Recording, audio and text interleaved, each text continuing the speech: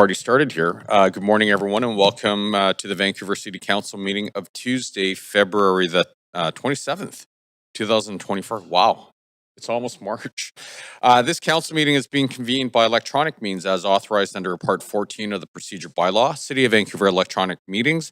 As such, council members and the public may participate in person or by electronic means. Is anyone, Katrina, is anyone, yeah, no? Perfect. Okay, so I will skip that then. So in the case of an emergency where we need to evacuate the building, I'd like to direct your attention to the exit. So you can go through the glass doors there and turn left by the pillar and take the stairs. And if that exit is blocked, there are 4 exits on the sides here. Please walk through them and down the stairs. I'd also like to highlight that there is a defibrillator at the end of the hall if anyone needs. Hopefully that doesn't happen. I also want to acknowledge that we're hosting today's council session on the unceded territories of the Musqueam, the Squamish, and the Tsleil-Waututh First Nations. And I do want to thank them for their generosity and their hospitality and the love and the care they show this land that we get to live, work, and play on. And I do think it's incumbent upon all of us to unlearn what we've learned in the past and learn the true history as to what's happened on these lands. If we do that, you know what, we're going to build an incredibly bright future full of love and prosperity for all of us, plus going out well beyond 7 generations, and it's going to be great. I also do want to recognize the incredible efforts and the love and the passion that our teammates at the City of Vancouver, put into their work every single day. It's an honor to be working side by side with you, and I can tell the public, anyone who's watching, we have incredible people at the City of Vancouver, and so proud to consider them teammates. Okay, with that, Clerk, can we please have a roll call? Mayor Sim in the chair. Councillor Carr. Councillor Kirby-Young. Councillor Kirby-Young is leave of absence for civic business from 3 p.m. onward. Councillor Dominato. Councillor Bly. Councillor Boyle. Councillor Fry. Councillor Montague. Present. Councillor Klassen. Present. Councillor Meisner. And Councillor Jo. Present. You have quorum, Mayor Sim. Great, thank you very much. So, plan for the day. Any comments on agenda items can be sent to council using the web form on the city's website. The link to that form will be posted on X at Van City Clerk. I also want to note the City of Vancouver's long-standing commitment to equity, diversity, and inclusion, including the utmost respect for all genders. I remind council that when addressing speakers and the city's team members, we will avoid using gendered honorifics and will instead refer to the person by first or last name, role, or title. Today we have 3 administrative items: in camera motion, adoption of minutes and matters adopted on consent. We have 7 reports as report 7 has, we have 7 reports as report 7 has been withdrawn, and we have 1 referral report. We have 12 bylaws, 2 administrative motions, notice of council member motions, new business, and inquiries and other matters. So the plan for today will be, we will break at noon for lunch, followed by the in-camera meeting. We'll return at 3 p.m. to continue to deal with the remainder of the agenda and adjourn or recess by 5 p.m. as we have a public hearing at 6 p.m. If we recess, the reconvene date is Tuesday, March the 5th, 2024 at 3 p.m. So in camera, council is required to meet in camera later this week. The reasons and authority under the Vancouver Charter are listed in the agenda. Would someone like to move a motion to go into camera later this week? Councillor Dominato, seconded by Councillor Boyle. All those in favor say yay. All those opposed say nay. Great, the motion carries unanimously. Minutes 1 are from the Special Council Business Licensing Hearing on January the 31st, 2024. Are there any corrections to the minutes? Would someone like to move adoption? Great, Councillor Carr, was that you? Seconded by Councillor Carr, moved by Councillor Dominato. Okay, all those in favor say yay. Great, all those opposed say nay. The motion carries unanimously. Minutes 2 are from the council meeting on February the 6th, 2024. Are there any corrections to the minutes? Great, would someone like to move adoption? Councillor Jo, thank you. Seconded by Councillor Klassen. All those in favor say yay. All those opposed say nay. Great, the motion carries unanimously. Minutes 3 are from the council meeting following the Standing Committee on City Finance and Services on February the 7th, 2024. Are there any corrections to the minutes? Would someone like to move? Great, thank you. Seconded This is rapid fire here. So was that Councillor Dominato and Councillor Carr? Thank you. Just for the record, all those in favor say yay. Great. All those opposed say nay. Great. The motion carries unanimously. Minutes 4 are from the Court of Revision BIA meeting on February the 8th, 2024. Are there any corrections to the minutes? Would someone like to move? Councillor Bly, seconded by Councillor Joe. Thank you very much. All those in favor say yay. All those opposed say nay. Great. The motion carries unanimously. Matters adopted on consent. Council will now consider matters adopted on consent. We have reports 2 through 6 and referral report number 1 on the consent agenda for council's consideration. We're going to hold reports number 1 and 8 to hear from speakers, and noting report number 7 has been withdrawn. Council may adopt the recommendations for reports 2 through 6 and referral report number 1 on consent. Does any member wish to hold any of the items for debate or questions to team members? And we do have comments. Councillor Kirby-Young. Yeah, thanks, Mayor. I'd like to hold report 3, directions report, consideration of modification to conditions of approval on West Georgia Street. Okay, that was report number 3, directions report. Correct. Thanks. Thank you very much. Councillor Bly. Report number 5, please. Okay. Closure and sale of a portion of lane adjacent to 5025 Arbutus Street and 2126 West 34th Avenue. Great. Thank you very much. Okay. Does any member wish to declare a conflict of interest on the consent agenda items? No? Okay. So you're going to have to give me a sec here. I got to...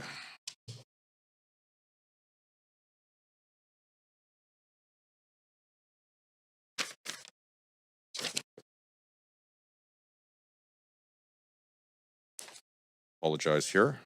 Okay.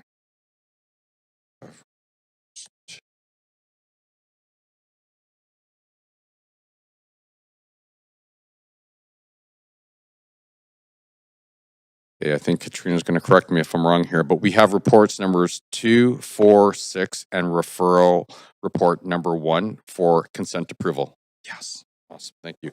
Would someone move adoption? Councillor Carr, thank you very much. Seconder? Councillor Dominato. Okay. So all those in favor say yay. Great. All those opposed say nay. Great. The motion carries unanimously. Now, so we have 2, 4, 6. Okay, so the following have been approved on consent. Report number 2, the 2024 fee schedule for streamlined business license types. Report number 4, license agreement with the Vancouver Port Authority over a portion of Victoria Drive, north of Powell Street for the operation of an access control system. Report number 6, lease extensions with, and I'm going to pronounce this incorrectly, I'm sure, Skyak Housing Society for 501 East Hastings Street, 540 East Hastings Street and 2025 Brunswick Street. And referral report number 1, shared electric kick scooter pilot bylaw amendments. Okay. Reports. Number 1, approval of business improvement to area BIA renewals and expansion 2024. Does any member wish to declare a conflict of interest on this item? No? Okay, so this item has a presentation. We have team members here to present this item. Good morning, Mayor and Council. My name's Matthew Burke. I'm the senior planner who's currently overseeing the Business Improvement Areas program. I'm here to give you a very brief presentation about the renewal and expansion process and the specific recommendations we have for Council today. So in summary, we're seeking the following from Council today: that Council approve the renewal of the following BIAs: Chinatown, Fraser Street, Gastown, Point Grey Village, South Granville, Strathcona, Victoria Drive, and Yaletown. And we're also seeking that Council approve the expansion of the Mount Pleasant BIA area. This slide provides some of the context regarding the standard BIA renewal and expansion cycle for BIAs and the annual process for Council to consider approval of all BIA renewal and expansion initiatives. Enabling bylaws for BIAs must be renewed at the end of their term. This is typically 5 years, 7 years, or in some cases 10 years. On occasion, BIAs also propose a boundary expansion. Both these activities are enabled through a council decision following the established process for consultation conducted by BIAs and a formal notification process that's administered by the city. Following the formal notification process, the report before council summarizes the results of the consultation and recommendations regarding renewals and expansions. For council consideration today, staff are recommending that council approve renewal of 8 BIAs and approve 1 area of proposed BIA expansion. It's important to note that council policy to reject a BIA renewal or expansion is if more than half of businesses object, or if more than half of property owners and more than half assessed value to be levied is held by the objecting owners. As illustrated on this slide, the results of the 8 renewing BIAs is very low, and staff recommend approval of the 8 renewals. In addition to the renewals, the Mount Pleasant BIA is seeking to extend its southern boundary from 19th to 29th Avenue along Main Street. This is an area that contains approximately 125 commercial properties and approximately 200 businesses.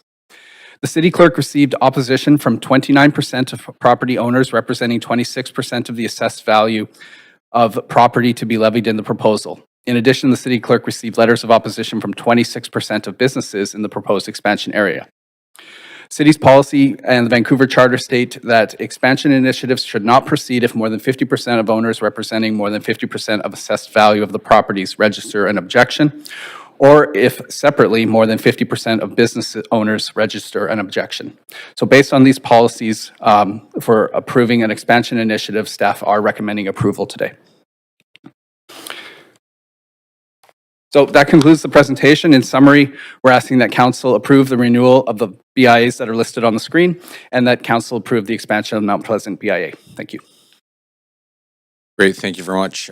Council members, you have up to 5 minutes to ask questions of team members, and there are questions. So Councillor Fry, you're first up.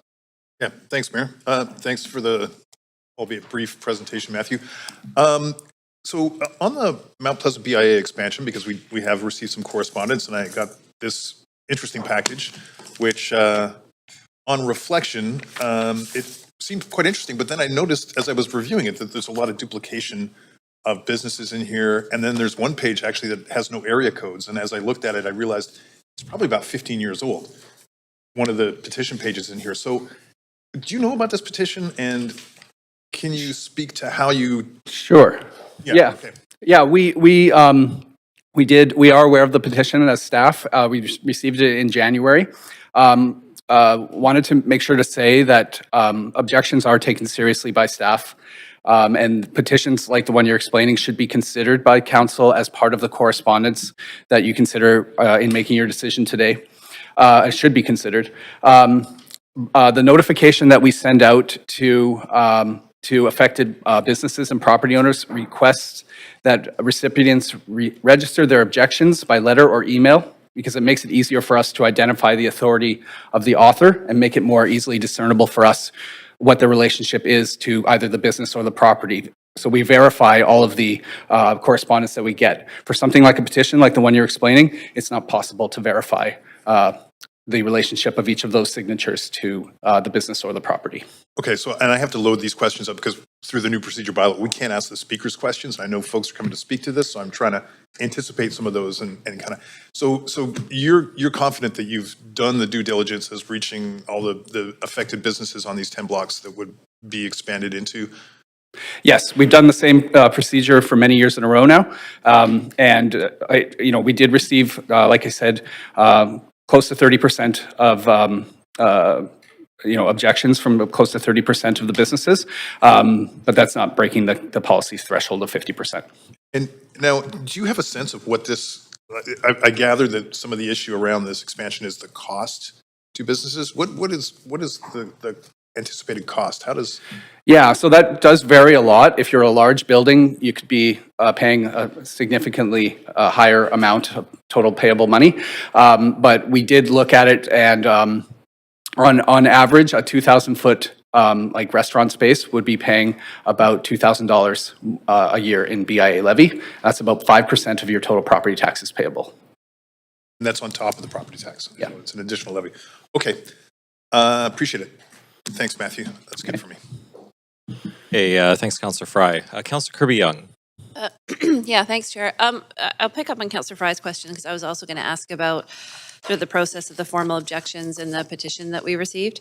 And I know that there's some privacy considerations around listing objections, so we don't see them necessarily in the public report. But I wonder if you can comment kind of generally as some of the businesses that we see reflected on the non-official petition, one and the same that are who submitted objections in here? Like, is there overlap? I'm trying to get a bit of a sense. Yeah, we did take a look at the petition, and we did identify a couple instances where a letter was received by the city clerk that we could verify, and that name was also on the petition, yeah, if that's what you're asking. Okay. So In a couple there's- instances, So yeah. there's a commonality of in terms of that. In your sort of estimation, do you feel that everybody duly received the notification and sufficient information to submit their objection through the kind of, I guess, procedural legal process that we have? Yeah, I mean, based on the objections we did get, the geography was pretty diverse, and so we're pretty confident that the Canada Post methodology we used to notify was comprehensive.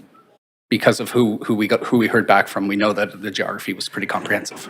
Okay, and in the sort of few decades that we've had the BIAs in the city, and it's been a construct that we've had for some time. How common is it to see a level of objection at about 29%? Yeah, I would say it's not common, but we have had instances where we have seen this level of objection before. For example, there was a proposal to establish a BIA in the Olympic Village, and the boundary went into the industrial area in Mount Pleasant, and that initiative failed based on objections. Yeah. Okay, and then I guess the other question I have is that if I'm correct in reading the report, this isn't proposing just a 2-year term, typically shorter, to align with the BIA's existing alignment, and at which point there'll be another renewal process. And so if businesses don't feel they're getting the value, they would have an opportunity in 2 years to raise their point of view and input at that time. Is that right? That's right. It will that's be. where we would It's be? going to be renewed, and I think it says 3 years in the report. Yeah, and the director for the BIA is probably here, can add to that as well. Okay, so if this were to move ahead based on the sort of legally defined test of support, there is another opportunity if essentially their BIA is not delivering for folks to weigh in at that time, as opposed to the typical longer renewal term. That's right. Yeah. Okay, thank you. Okay. Thanks. Hey, thanks, Councillor Kirby-Young. Councillor Joe. Yeah, thanks, Chair. So on the same line, do we know what are the main reasons for this objection here? Have we summarized all the main reasons by themes? Yeah. Because of the tax levy or any other reasons? So we did look at the correspondence, of course, as part of our verification process. And I'm sure the executive director for the BIA will also speak to this, but it was things like you might expect, right? Folks are potentially concerned that they're not going to get value for the money that they're putting in. And I guess it's up to the BIA to make sure to work with them to tailor the programs that they run to serve their needs. But those are the types of, that's the type of objection that we heard in general. Okay, how can we work actively with the business to solve those concerns and with the BIA as well? Yeah, so it is a community process. We are a bit arm's length at the city. And so it really is up to the BIA to make sure that they're serving their membership. And but we can obviously, as staff, help support the BIA with initiatives that they want to bring forward, new things that they want to do, perhaps that meet the needs of those who might be looking for more value.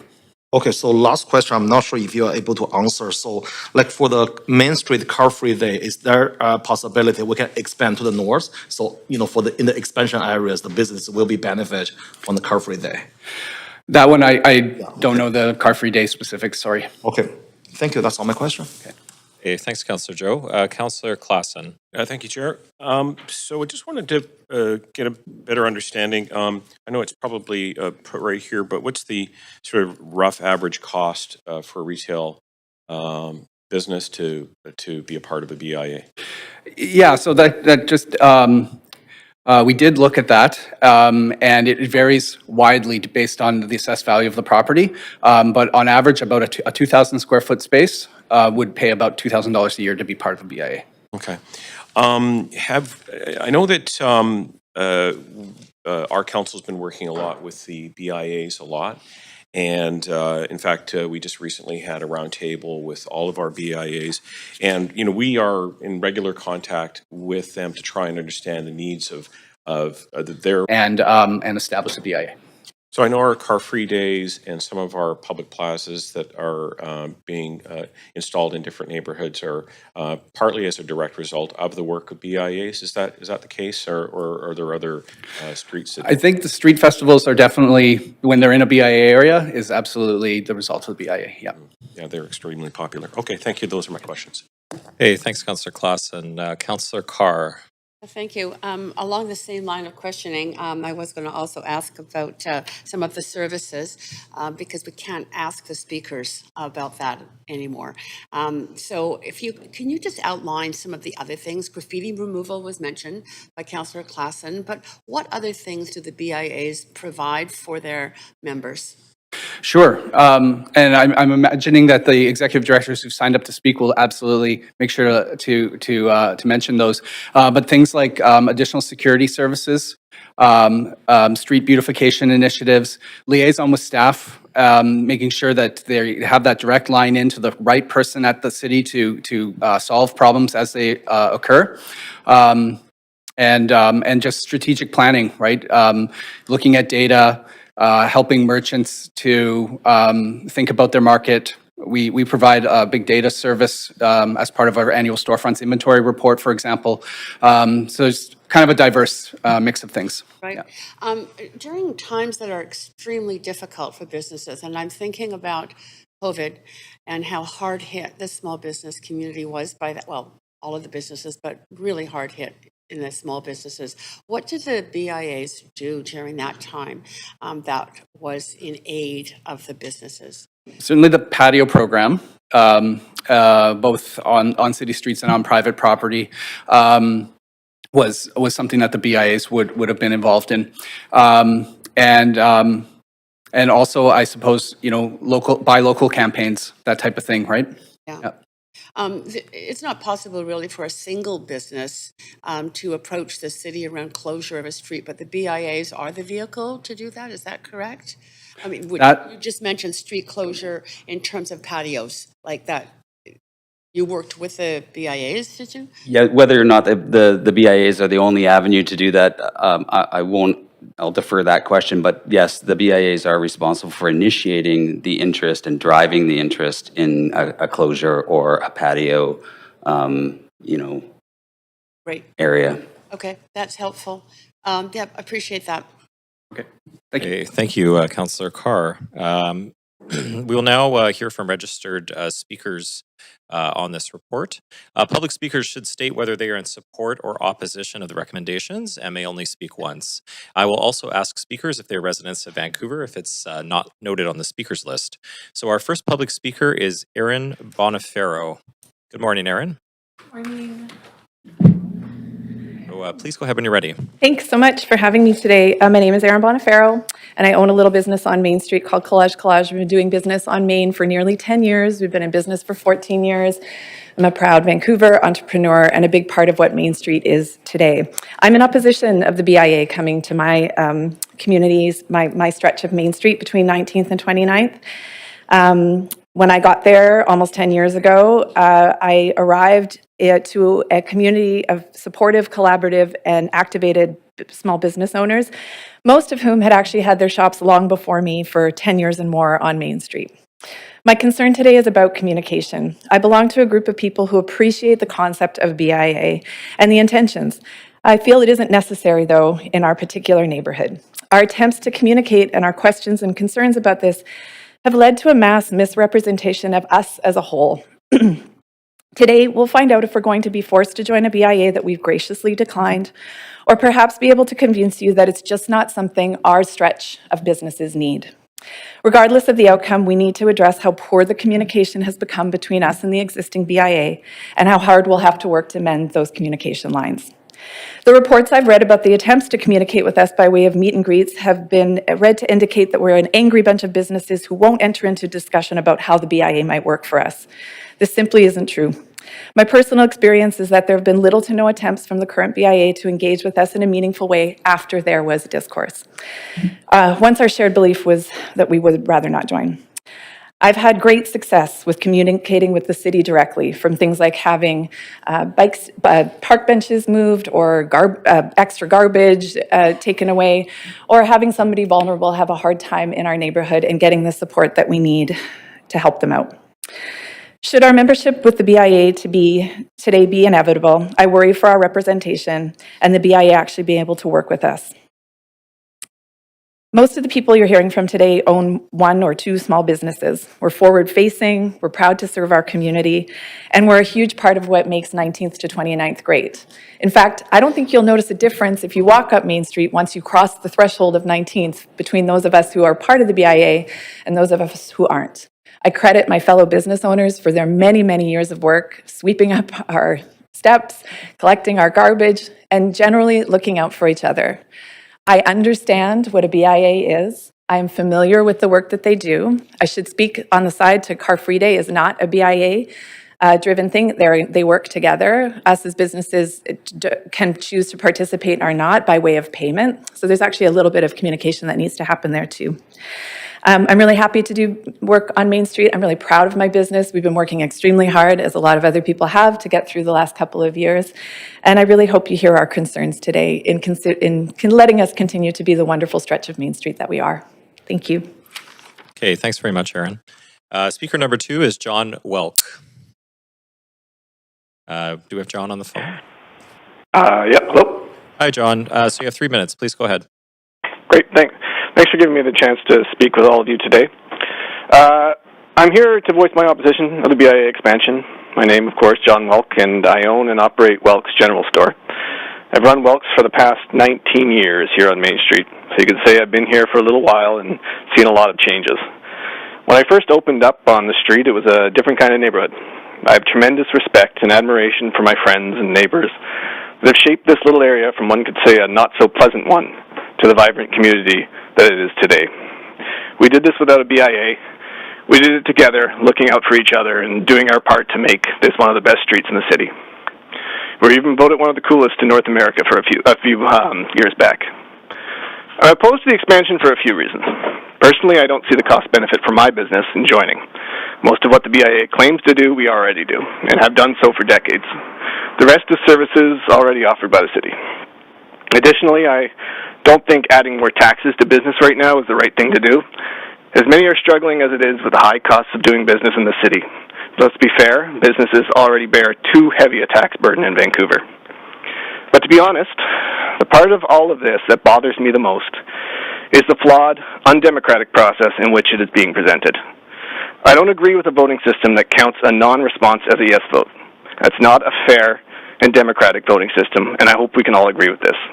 If we were to do this, counting yes votes and no votes, and considering a non-response, as we should, a non-vote, I'd be fine with whatever outcome arose. The last thing I have issue with is giving landlords such a large say in this. The letter the city sent out clearly states, and I quote, "As most of the property owners pass the cost of the levy to their business tenants. Therefore, since it's the tenants bearing the cost of this, we should have the most say." In conclusion, over the past 19 years, I've seen a lot of great businesses thrive and flourish here on this street without the help of a BIA. We've worked hard, we put our blood, sweat, and tears into our businesses, and built an amazing community I'm very proud to be part of. We will continue to do so with or without paying someone to take our credit for our dedication to determination. I thank you for your time, and regardless of what happens, I just hope that we can recognize that we need a proper voting system that we can all be comfortable with and have our faith in government. Thanks. Okay, thanks very much, John. Speaker number 3 is Benjamin Firth. Benjamin, good morning. Morning, Council. I'm from Neptune Records on Main Street. We are also the owner of our building. The number you've been given for objections is actually not accurate. None of the names on the petition are actually included in the 29% count. If you were to include that, we'd be well over the 50% threshold. The objections on that form met the parameters of the letter that was sent to the business, which was the business had to ensure their objection was received by the city at X date by 5 p.m. with the name of the business, the address, contact, and now we've been told there are further parameters that are currently stopping the official count from including these additional objections. The further parameters were not listed in the letter, nor were there any hints of further parameters or access to any forms, resources that describe them. The inherent problem is that the objections were raised together on one document. We have always been a community, and this is further proof that we work together and look out for each other. I've been told it cannot be used because it would be easy to forge and difficult to verify. Each signature has a phone number, business name, and can be verified. It would actually be easier for someone to forge an email or mail a letter. The BIA expansion process has been undemocratic and sneaky at every stage. To start the process to gauge interest, a multiple choice survey was sent to businesses where none of the options allowed for a negative option. As like a loose example, selections would be along the lines of excellent, good, and great. Not a lot of room there. From there, a large meeting was held with mass objection that the city liaison was not invited to. So a second meeting was held where only the few that are in favor and no businesses otherwise were informed of it. This was by design because our area has roundly rejected the BI expansion countless times in previous years. I think I'm at about 5 now. The pushback was well known in advance, and that's why there was 2 meetings. From there, the process moved through the city and a letter was sent out in the middle of an extremely busy holiday season. Most businesses did not open the letter, and the ones that did mostly did not realize that by not objecting, they were in fact voting in favor of it, as that information was at the end of the back of the last page. I know businesses that did not even receive the letter at all. If the requirement was for 50% of business to write in favor of the BIA, we would not be standing here today. There would likely be single-digit support.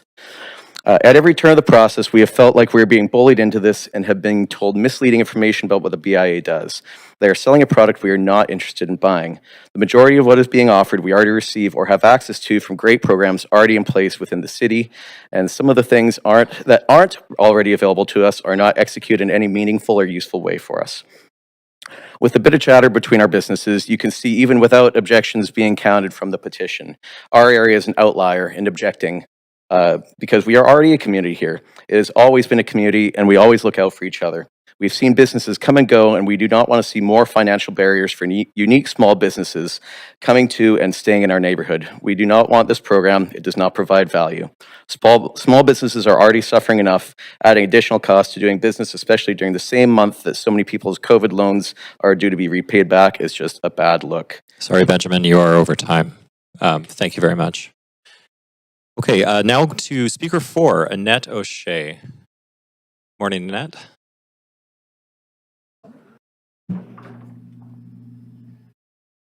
Yes, I live in Vancouver.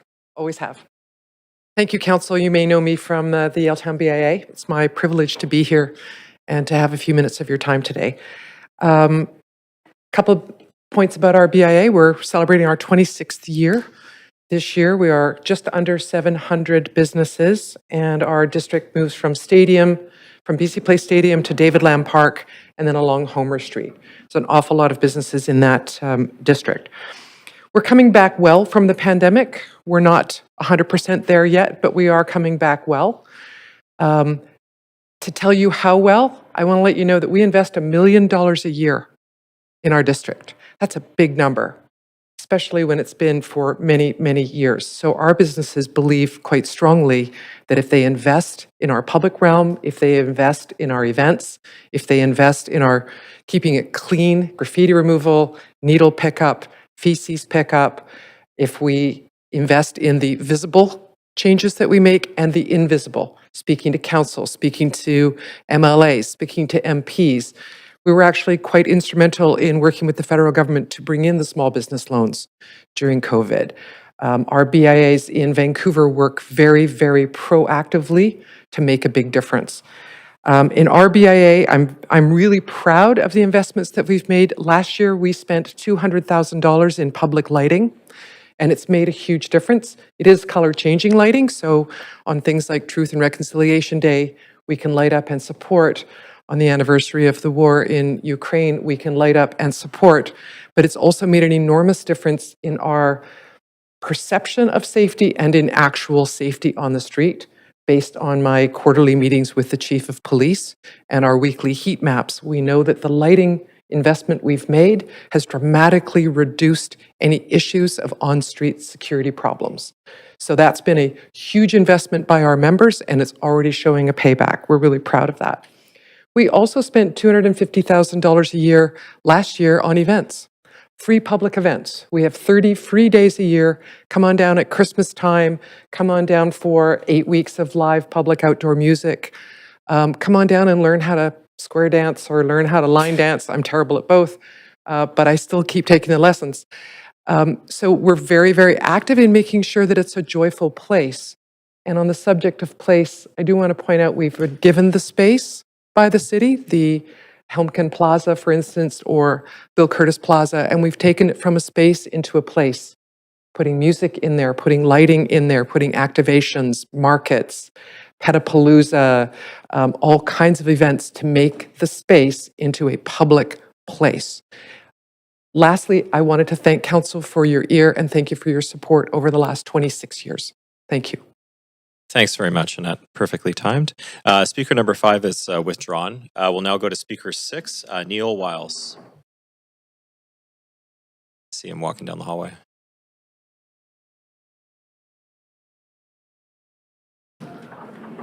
Morning, Neil. Good morning. So you have 3 minutes. Go ahead when you're ready. Thank you. Hopefully I'll give you the gift of time and go 2. Good morning, Mayor and Council. I'm here today to seek Council's approval for the expansion of the Mount Pleasant BIA. We're hoping to expand our district another 10 blocks south. We currently end at 19th on Main Street and are hoping to go to 29th. We're excited to add these businesses to our district. This area has great businesses and we're looking forward to working with them. We're looking forward to rolling out some of our established programs to make the area more attractive for people to come and spend time and shop and dine in, as well as working directly with these businesses to create new events and programs that specifically benefit their part of Main Street, all the while continuing to strengthen the Main Street district as a dining and shopping destination. I'd be remiss if I didn't mention that this expansion is not without opposition. In fact, I believe this has been going on for a few decades, long before my time with the BIA. Well, time has marched on, and we found that interest in the BIA has increased for a variety of reasons. With this level of interest, we felt we would be successful in expanding. Over the past couple of decades, the area has changed and the mix of merchants has changed. Many of the new businesses have shops in other districts with BIAs and have found that experience valuable and are looking to have that benefit for their Main Street outlet. Many of the merchants have seen what's happening in areas with BIAs and want that for their area. Additionally, we're looking to add 2 new board members from this area to our board. Not only is our board made up of a diverse business and property type, but they also come from different quadrants of our current catchment area to make sure that as many interests are represented in all the things that we do. During our work on this project, a number of the merchants have indicated that they have BIA board experience, so we're hoping to engage them to be on our board of directors. After all of the time spent on this project, we are keen to begin. I thank you for your time, and hopefully you look favorably on this expansion. Thank you. Hey, thanks, Neil. Speaker 7 is Vincent Kwan. Morning, Vincent. Thank you.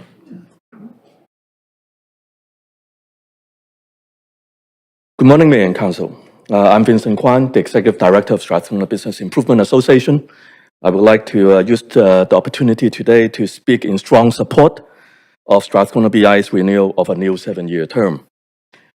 A lot of work have been done over the past 12-month period between 2022 and 2023 as part of this renewal process for Strathcona BIA. Through this process, the board and staff of Strathcona BIA work closely together with our members to reflect and assess the priorities of Strathcona as a business district in the context of our evolving city. Through the unanimous approval by our members in our most recent AGM held in September 2023, we together reaffirm the work of Strathcona BIA and the key priorities that we will focus on in the coming 7-year period. Topics such as industrial lands are not new to Strathcona, but the vision to better align the industrial land strategy of the city and the metro region is a welcoming one for many of our SBIA members. What is also not new, but identified as a critical priority, is how we work closely in partnership with the City of Vancouver in a much more integrated way. To me, this is one of the most exciting areas for the BIAs and the business and commercial property members. Today, businesses in Vancouver face tremendous headwinds and challenges. At the City of Vancouver's recognition and the City of Vancouver's recognition of these challenges and its decision to establish a new economic office is timely. For this, I want to applaud the city's leadership for making this bold decision. This office has the potential to provide a much-needed platform to integrate the economic perspective into the overall development of the city by viewing urban planning objectives more holistically. This new economic office also provides the platform for different city departments to be even more responsive to the needs of the businesses in our city through working in partnership with the BIAs, who have a unique street-level perspective and have been supporting their members inside each of their neighborhoods on the ground, in the trenches, as we like to say. The city and BIAs have always maintained a strong relationship. With this new economic office, there's an opportunity to further elevate this partnership. I believe the partnership between the city and BIAs is a public and private partnership in its truest form and has the potential to bring about collective solutions to tough challenges. All BIA members are poised to benefit from this. With the approval of a new 7-year term by the Mayor and Council today, it will not only reaffirm the work of Strathcona BI and the value our BI can provide to its members, but reaffirm the significance of this partnership. Thank you. Thanks very much, Vincent. We'll now go to Speaker 8, Shira Bluestein. Steen? Good morning. And go way down. Oh, it'll move automatically for you, or it should. There you go. Yeah, it's magic. So you've got up to 3 minutes. Please go ahead. Okay, thanks. Vancouver City Council members, fellow business owners, and esteemed members of our community. My name is Shira Bluestein, and I stand before you today not just as the owner of the Acorn and the Arbor restaurants, but also as a commercial property owner within the proposed expansion area of the BIA. I am here to express my strong opposition for the BIA expansion proposal, a sentiment echoed by a significant number of fellow business owners and property owners in the area. First and foremost, I must address the glaring absence of an official voting process.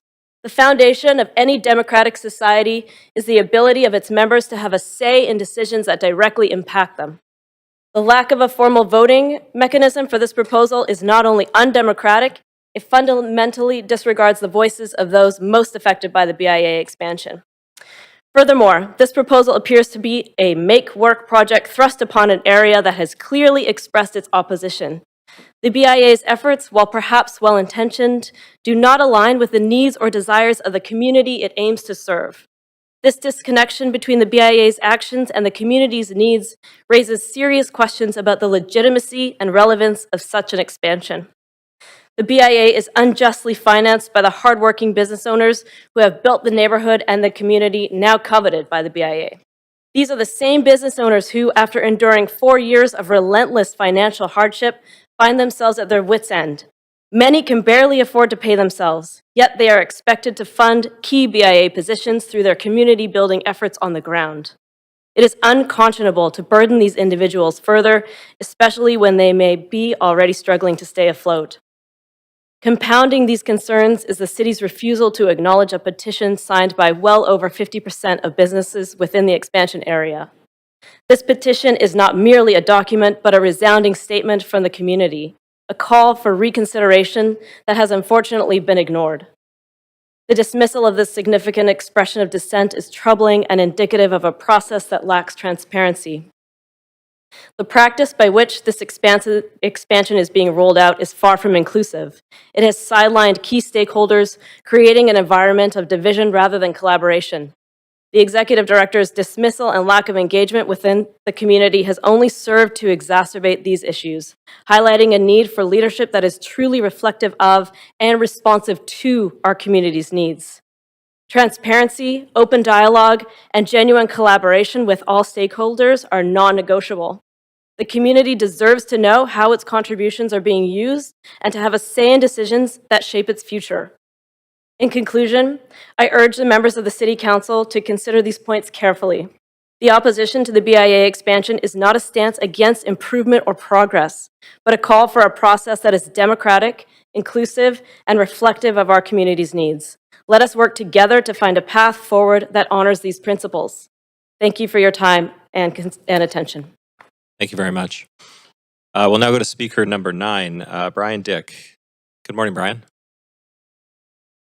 Good morning. Thanks for letting me speak today. I'm far too over the limit, so I'm going to try to be quick. I'm a consummate volunteer in the area, recipient of a BC Community Achievement Award for doing that in the area. Was involved in a ballot to gain consensus of ejection, unlike the BIA, which was basically, you're going to get us. Actually, the term was, you're going to get us whether you like it or not, from the executive director. I think he was the executive director back in 2017, if I'm correct, back in a time when the assessment was 40%, not 5% or 4%. So if they can pull this off, there's no reason in there. As I say, I'm a consummate volunteer in the area, according to the Vancouver Sun. Now, let's try to do this. In the short period of time over Christmas and New Year's to meet the deadline, more than 20% of the retailers did not receive the city notice, or because it was not in their language, was discarded as junk mail without reading it. Read your junk mail, I say. So, now there may have been a time when a Mount Pleasant BIA made sense and had value in a derelict or neglected rundown community. A time when there was no 311 to communicate with the city for services in 1986, or the internet for that matter. Virtually every business has internet now.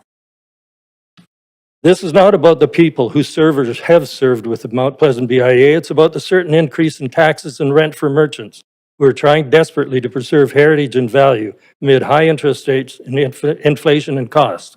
This will only add to it.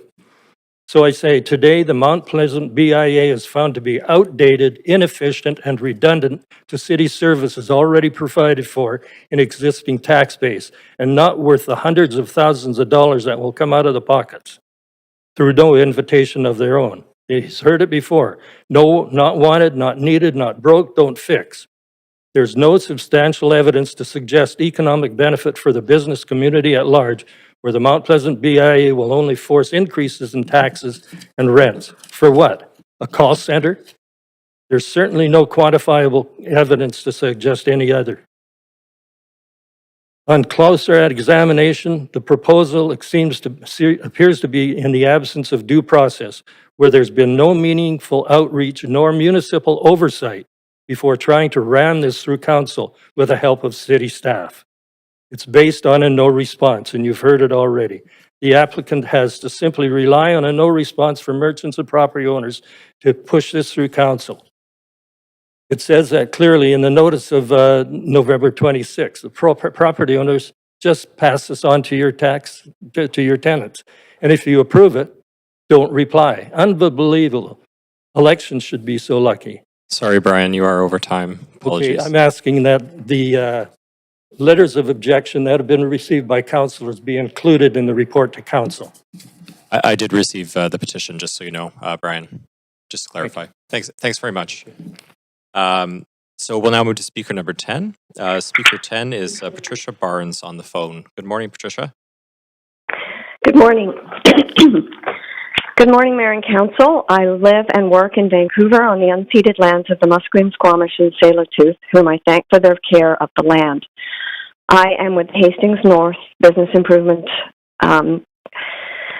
Association, and I would like to take this opportunity to honor and celebrate the long partnership between the city and the 22 Vancouver BIAs, as well as to note that this movement is both a national and international movement and has been successful around the world.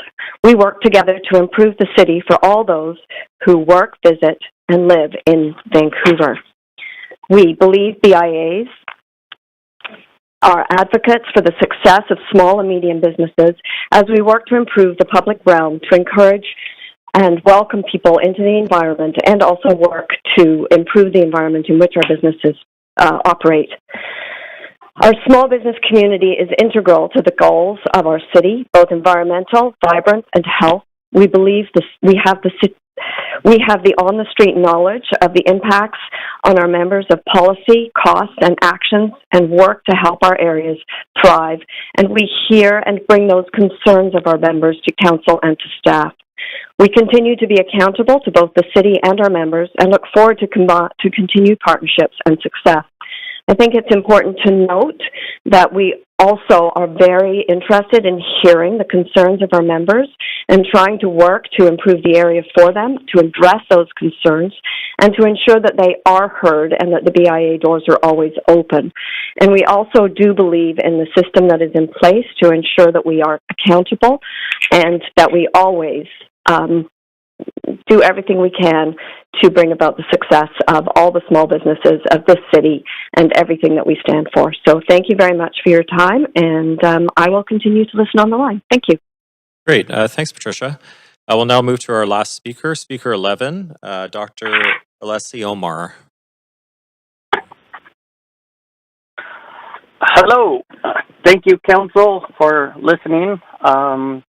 My name is Dr. Omar Alessi. I'm the owner and clinic director of Studio Health at 4196 Main Street, 26th and Main. We are in the expansion area of the Mount Pleasant BIA. I am here to express my undevoted support for the expansion of the BIA into this area where I have invested and built over the last 10 years. We originally started as a healthcare business that employs doctors, 10 other healthcare practitioners, an office manager, 3 receptionists in the Dunbar community over 20 years ago. And as some of you may or may not know, the Dunbar community at that time had a BIA and currently has one. And I was proud to be a member of that BIA. I was also lucky enough to sit as a member of the board of directors. So I understand the inside kind of day-to-day operations and kind of some of the stuff that maybe other businesses that might not have been part of a BIA might not see. But since consolidating our business operations to the Mount Pleasant Little Mountain neighborhood, so we closed down the Dunbar location and moved it all over to this area. The one thing I truly missed was that sense of business community, and I know it's been brought up, but I'd like to express that it's the broader vision of that, the stuff that many people don't see, which is the access to resources, the opportunity for advocacy and engagement, all the stuff that's invaluable, in terms of we can do it alone or we can do it as a group. And I think it's the group dynamics that is invaluable in terms of what the BIAs are able to offer to small businesses such as mine, and many of my neighbors who I've talked to one-on-one with. I think the BIA in and of itself ensures that the voices of the small business owners, much like myself, are heard and considered in decisions that shape our community. It's not just a car-free day thing, and it's not just a graffiti removal thing. I think we truly have a voice inside the city by amassing our political might in unity. So, yeah, that's I'm going to end it at that just because I know we've gone way over with the amount of people that have talked, but I do support the expansion of the Mount Pleasant Business BIA into the neighborhood. I think with their presence, it just helps all businesses thrive in the community. We attract more customers, more business, and we just contribute to the overall economic growth and prosperity of our city, just much like all the other BIA's goals manifest. Thank you for your time, and I appreciate everybody else's opinions and whatever the City Sorry, Council Dr. Omar, decides, you're far over. I'll have to cut you off. Thanks very much. Oh. Appreciate it. Thank you. All right. Okay, have a great day. Okay, so that is the end of our speakers list. Thanks everybody for coming to speak to council today. Would someone like to move a motion? Moved by Councillor Klassen, seconder, Councillor Fry. Okay, we will now hear questions from council members, and we'll go to Councillor Kirby-Young first. Please go ahead. Yeah, thanks, Chair. I want to ask a couple of clarifying procedural questions through you to staff, if I can, just in terms of what's in front of us. Yes, please go ahead. Okay, so I just want to zero in on recommendation I, and with respects to the Mount Pleasant BIA application, and just clarify that the decision in front of council is specifically to approve or not approve the expansion and the existing BIA area, and their term is going underway. So that is, am I correct in that? That's right. That's what recommendation I is asking. Yes. Okay, so the rest of the BIA, depending on, regardless of that decision, the rest of the BIA continues as is. That's right. Yep. Okay. Separate. My next question is just in terms of laying out procedurally how this would work is hypothetically, if council were to approve this application, am I correct that it would not come back after the 2 years? It would come back as an amalgamated renewal for the entire area, including the expansion. And at that point, council would be faced with a decision of to approve or not approve of the entire area. It would not be delineated. Is that That's right. That's the proposal that's laid out in the report. Yeah. Okay, so there's a 2-year period potentially, you could argue, follow-up question if I might, Chair, of a view that there's a chance to show benefits, but we won't have these separated when they come back. That's what I'm getting at. It'll be amalgamated. The proposal is to bring an amalgamated one back. Yes.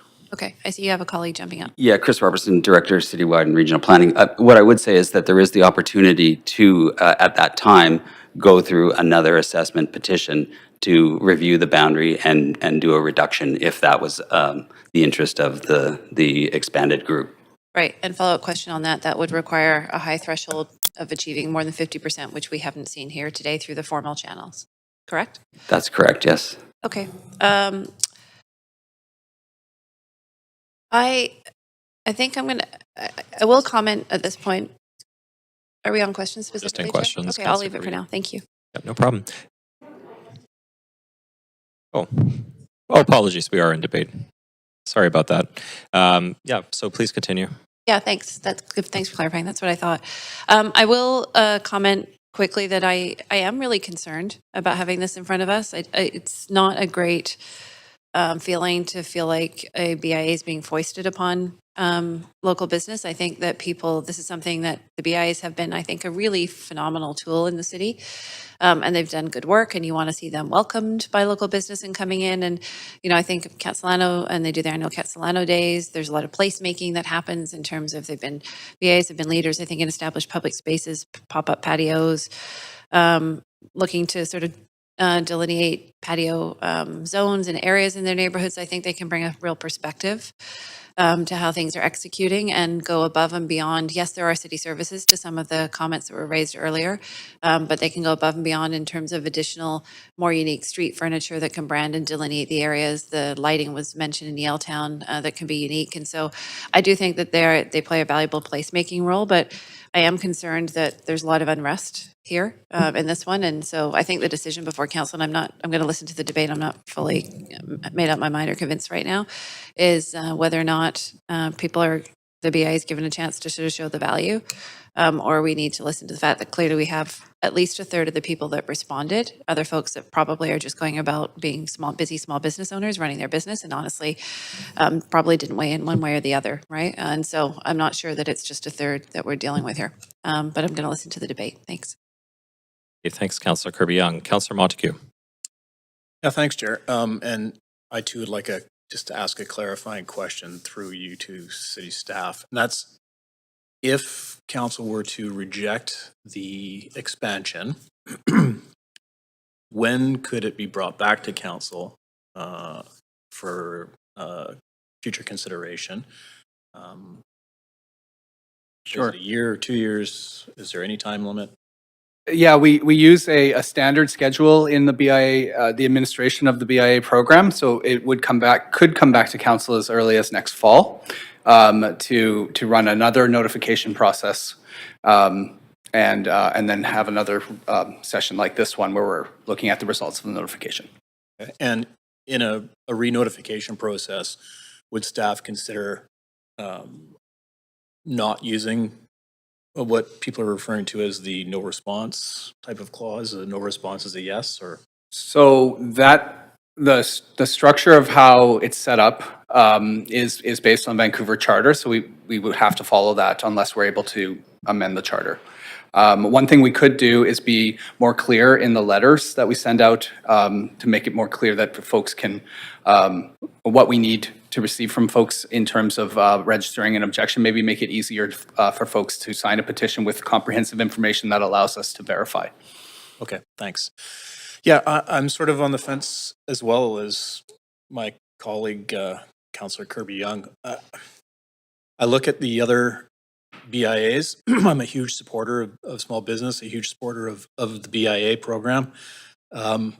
All the other BIAs that are coming up for renewal, I notice a very, very small opposition number, 1% in a lot of cases, 0% in some. It does concern me that the opposition for the expansion was up towards the 30%, with a no response being considered a yes. The petition that we all received as well, it's hard for me to quantify exactly how I'm gonna to deal with that. But it does concern me that maybe engagement with the businesses along this stretch of Main Street wasn't necessarily done well, or doesn't reflect, I should say, put that differently, it doesn't reflect necessarily the what all the businesses want in this area. And this part of Main Street is unique. It is highly successful. So I'm going to sit and I'm going to listen to the rest of the debate as well. I'm on the fence on this one. Thank you, Chair. Okay, thanks, Councillor Montague. Councillor Fry. Thanks, Chair. Matthew, just a couple of quick clarifying pieces. So there was that point, and Councillor Montague just raised it. Are non-votes counted as yes votes? Is that an accurate representation? That's the way it's set up in the Vancouver Charter, that basically the BIA brings forward an action to council and declares in the November report that they have enough support to proceed with a formal city notification process. And then the Vancouver Charter states that it's at that point it's up to those who are opposed to defeat it. So yes, that is true. And the follow-up, so the actual number to withdraw oneself from a BIA is 50% plus one? Is that the threshold? Yeah. Okay. Okay. Those are my clarifying questions. I appreciate that folks came to show up. I have a real problem with this petition you guys sent along. You know, I look at the one page in here and it's like it's a blast from the past, man. This is referencing businesses that have not existed in 10 years. By the Bunch, the Legion when it was still the 298 Hall, Vancouver Cash Register, Strad Shop, Main Electronics, Spring Garden. These businesses don't exist. Yet the document is dated November 2023. So that is actually like a fraudulent representation. I see a bunch of duplicated names in this petition. And I'm just like, if you're gonna send us a petition, I mean, it's not accurate and it's actually misrepresentation. So I have a huge problem with how you've presented this and I gotta name it. Like, it is an actual fraudulent representation and I really resent the fact that it's been presented to us as fact. And for anybody else who's got a copy of this, it's on page 8. This is the one where no area codes are on the numbers because that's how old that petition is. So, you know, I recognize the good work that BIAs do. I recognize that there is some opposition to this, but I also recognize that there's a lot of misinformation that's coming with this. So I'm really struggling with how this petition's been approached and presented to us. I think that's going to influence my decision to support the BIA expansion, actually. Okay, thanks, Councillor Fry. Councillor Dominato. Thanks, Chair, and thanks for the presentation for staff. Through you, point of information, a couple of questions. Can staff just clarify for me again around the notification process? And I heard some concerns and allegations that potentially businesses, property owners didn't get the notifications and the timing. And I did note, I think it was like November 29th. Can you just speak to that and whether there's some consideration around, is there a risk that people didn't get the notice and whether we would look at different timing in future given that time of year that notice went out? Yeah. So my understanding is the Vancouver Charter specifically says 1 month. And because we do it over Christmas, we actually extend for more than that. So we do give a little bit more time than what's required in the Vancouver Charter. As when I was answering a question earlier, I did say, based on the opposition that we did get and verified, there was a good geographic coverage there. So we're confident that the Canada Post methodology we used did reach or was delivered. May not have been opened though. Yeah. And our notification, not to get super procedural, but is it always by mail? Do we do electronic notification as well in tandem? Just mail, right? Just mail to the owners and separate mail out to the businesses. Okay. Just identifying that as a potential maybe for future consideration in the digital world we live in. Going back to the petition, I appreciate the points that Councillor Fry is raising around a dated petition with businesses that don't exist. Can you remind me that the provision for when a petition like this is included and businesses, legitimate businesses exist or identifying that they're opposed, do we take those into consideration when they're submitted as part of a petition? So the petition doesn't allow us to validate the author and their, or who's signing. Like there's very few names. There are signatures, so we weren't able to verify the relationship of that signature to either the business checking against business license records or to the property. So it's important correspondence. Council should consider it as part of this, but it wasn't included in our tabulations because we weren't able to do that verification step. Okay, and do we, again, for future proofing, do we include and give that information to property owners and businesses? Is that this is the acceptable form of information we need and require? There is a clause in the letter that explains how to object, and it basically lays out that you should list the writer's name and position, right? The property owner's name, and then the address, so that it makes it easier for us to verify. I did mention in answering a previous question, in future years, we could be more rigorous about laying that out, making it easier for petitions to be validated. Okay, thank you. I'll pause there. Thanks. Okay, thanks, Councillor. Councillor Bly. Thanks very much. I just have a couple of follow-up points of information through you, Chair. There was a question as to whether or not these letters were distributed in multiple languages. I'm sorry if that was asked and confirmed, but I missed that. So the notification process followed what we do for rezonings. We did just have a conference here and check that they were not translated. I'll just add, Chris Robertson, Director of Citywide and Regional Planning. I'll just add that the envelopes do explicitly state, like all of our notifications, that this is important information from the City of Vancouver. You should have it translated. Okay, but what if they can't read that? Sorry, it's in multiple languages on the envelope that goes to the individuals. Clarification. Okay, thank you very much. I just wonder what staff's thoughts on the feedback related to the timing. Recognizing this letter was sent on November 29th, I would say fair to say holiday season starts after Remembrance Day, if not earlier. Yeah, like I say, the Vancouver Charter, my understanding is it requires 1 month notification period, and we closed the receipt of objections on, I think it was January 29, so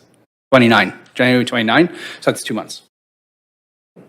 Right, but the actual sending of the letter is right within the, I mean, we're talking about small businesses here, right, that are sort of ramping up to December 25th, and then there's a bit of a lull in January. They're less likely to go back to mail at the end of November and catching up after the holidays. I don't know if you've ever run a business, but it's pretty intense over that period.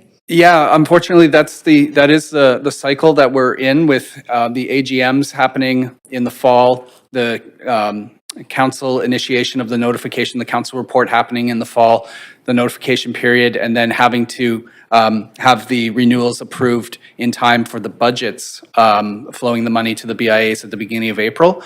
That's why we provide 2 months and not 1 month as per the charter. Okay. So so there could be further work to be done there. I mean, I think at the end of the day,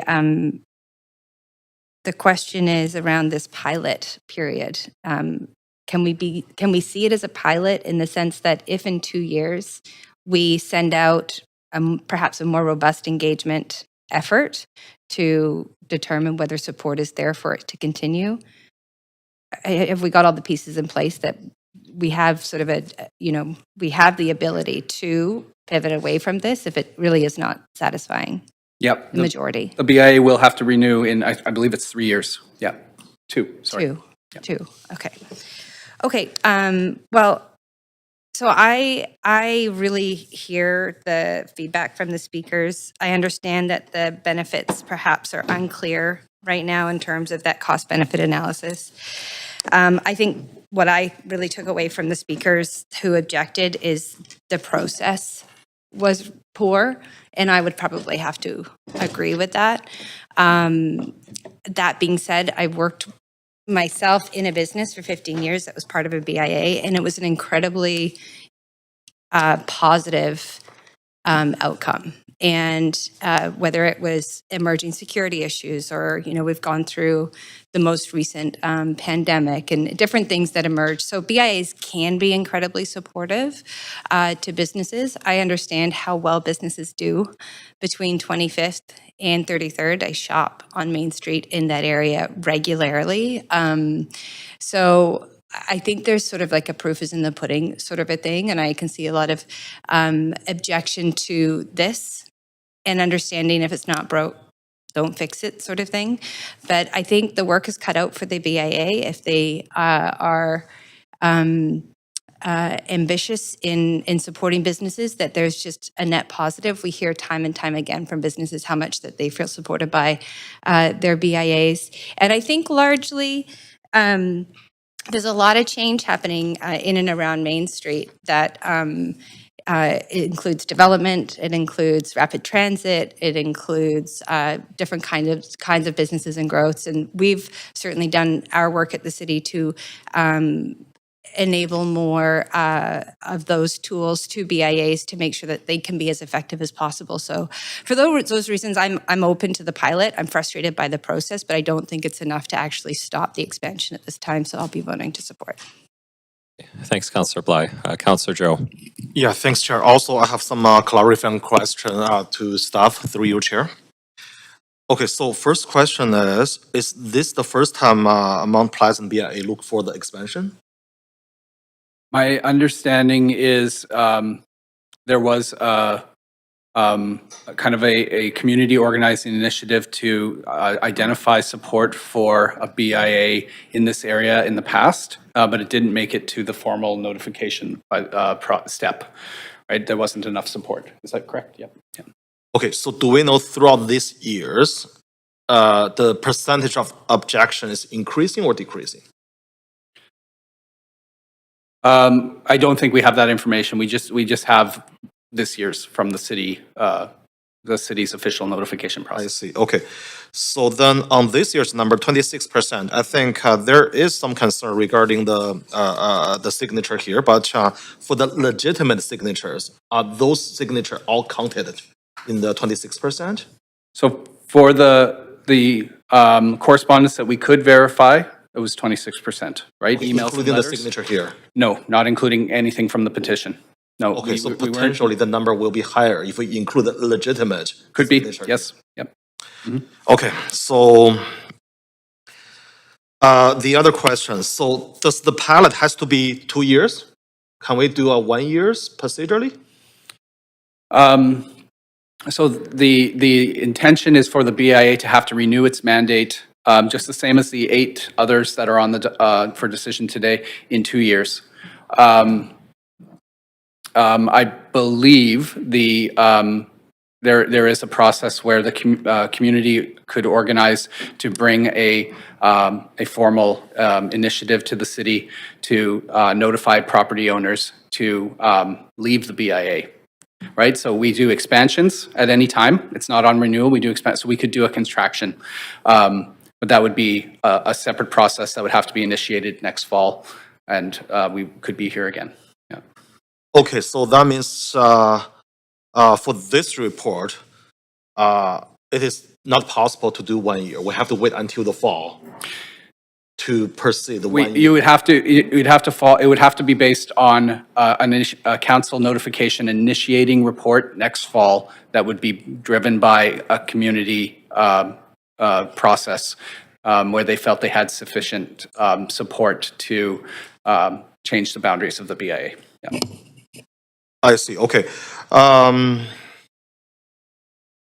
Okay, so I will leave it here. So I'm really torn by the decision here, seeing, knowing all how amazing Neil and Mount Pleasant BIA have done to support local business, and also the speech of speakers today in opposition. So I will keep my mind open and then hear all other debate and the comments, and then perhaps make a decision later. Thanks. Hey, thanks, Councillor Joe. Councillor Klassen. Thank you, Chair. So I've listened very carefully to the speakers today, and I really appreciate everybody coming out. I've had a chance to also kind of try and touch base with some folks in the community that is being discussed here, and as well with the BIA. I heard kind of two messages that came forward here. One, that the process is not ideal, that there are ways to, but I have to say that having looked at the potential to try and create a BIA on Fraser Street a number of years ago, being able to get a hold of not only busy business owners, but also the property owners, the actual commercial property owners, is sometimes near impossible. A lot of the buildings are sometimes held by numbered companies. You actually don't know who the owners are. It's almost impossible to get that information. So coordinating these things is always a bit of an exercise in frustration. I also just heard some concerns around the cost, and that's why I asked at the beginning about the potential cost for this, aggregated over a year. I know that some, like if you've got a business with 800 square feet, that's about $800 a year that's going to be looking at. I realize that all of these costs do burden our small businesses, but at the same time, I recognize some of the incredible opportunities that come from being a BIA. I have to say, I've watched our BIAs over the years, and I think it's a wildly successful aspect of what we have in the city right now. Leaders across all of them, including Neil Wiles, have been regularly in contact with us, and it allows us to have those ability to respond to issues in real time on a regular basis. I can't tell you how frustrating it is to see graffiti piling up on streets that don't have a BIA looked after, but we have, the granting program that keeps growing every year that allows us to save those costs for business owners and take care of it so they can focus on their customers rather than have to deal with tagging and vandalism in their neighborhood. Security, having the ability to have some additional security when it's needed during tough times. I have to say that I live in the area. I'm a frequent patron of businesses in this area. It is also wildly successful. It has been amazing to watch Maine change over the last 30 years, in my case, of watching it, and it's become incredibly wonderful. I actually wonder if this is an absolute match made in heaven that potentially could bring the best of the BIA system to a bunch of active and motivated businesses that care about their community and care about their customers. I also know that we've also been doing some work that there are going to be changes in these neighborhoods. We know that a number of these blocks are going to be looking at potential redevelopment. We're seeing buildings going up in the area that potentially I think could be zoned on average around 6 stories. Those are going to have some impacts potentially on the property taxes, which is why we have the DPRP, which is going to give breaks. We just had a briefing on it this week from staff, so that's going to continue to allow small business operators that are not chain stores, that are not car dealers. I mean, there's a whole bunch of exemptions, but businesses that are on these streets here are the ones that actually benefit from that tax benefit reduction. I'm, again, I'm feeling all the same concerns that the others have expressed here. But I do feel like with the pilot, and I do know from anecdotally that very similar things have happened in the past. I believe the East Village VIA had a 30% rejection originally, but now they've been operating very successfully for many years now. A lot of those concerns were tamped down when relationships got built, the value of those services got presented and made it very clear. I think our small businesses and our high streets in the city are so incredibly important. I'm incredibly appreciative of how great and successful Main Street has been, but I've also very impressed by how the BIs are working with our city.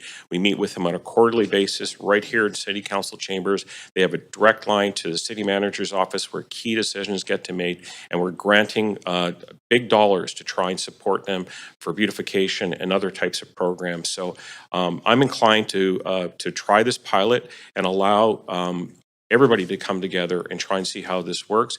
And if it were me, I would try and put a lot more work into trying to work with the people representing businesses and properties between 19th and 29th as a way of really showing in good faith how successful this can be if we all work together. Thanks, Chair. Okay, thanks, Councillor Klassen. Councillor Carr. Yeah, I think Councillor Klassen just outlined many of my same points, and I really appreciate his setting the groundwork for the points that I'd like to make. First of all, I do share my colleagues' concerns around the legitimacy of the petition. That has very much colored my concern around the process of who is concerned and on what basis. I also just want to point out that I know that some of you have talked about how you can advocate for some changes with the city itself. But I think it's already been made clear, Councillor Klassen did and others too, that it's very, very hard for city council and staff to deal with businesses one-on-one. And if we have a group that comes together to sit down with us quarterly, as they do, all the BIAs, and have a consensus around the kinds of things that they want us to do as a city for them, it is a much easier decision for us to make and to put more money into the process. I also just want to point out that amongst the BIAs that exist, the 22 that are there, I do not hear businesses complain about what the BIA is doing for them. They seem happy. So, for me, that's a verification that the BIAs are working well. And I also, I think, very much appreciated one of the speakers, Annette Shaw, outlining what she felt the advantages of the BIA's word. I'm going to just list them because I think that they were strong points.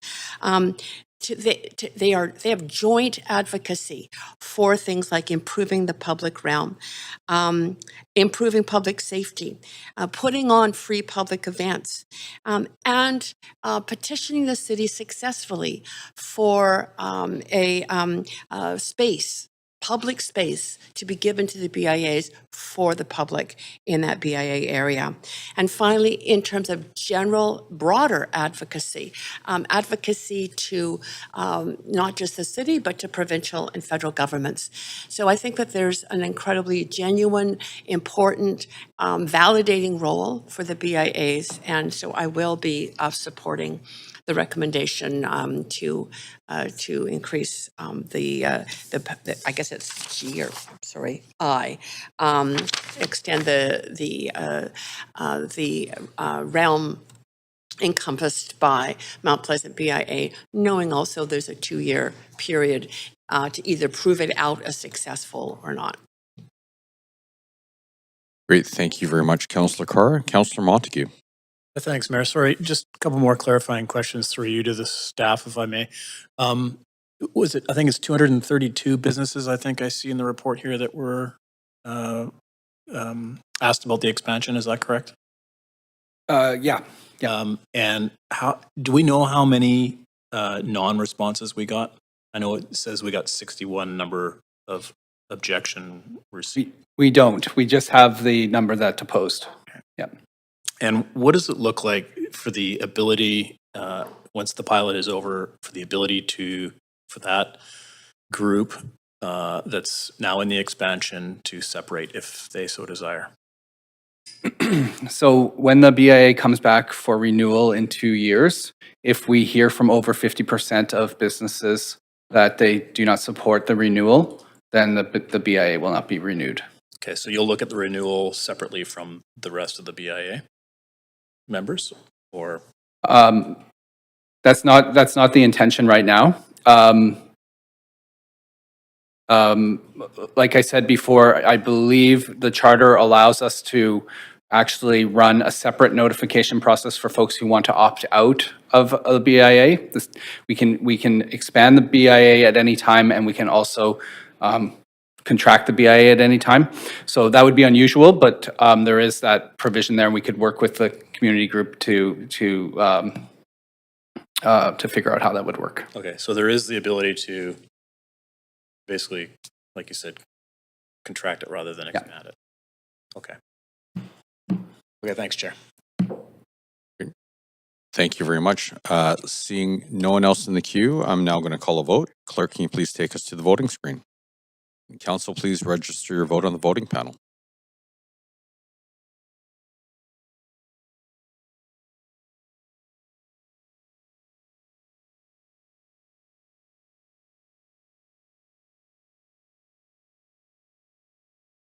We're just waiting for Councillor Kirby-Young.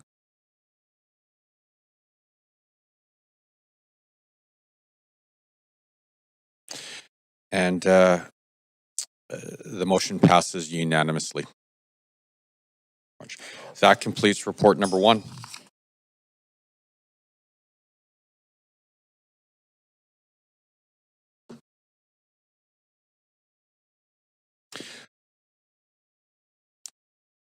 Right. So the next report on the docket is report number 3, directions report, consideration of modification to conditions of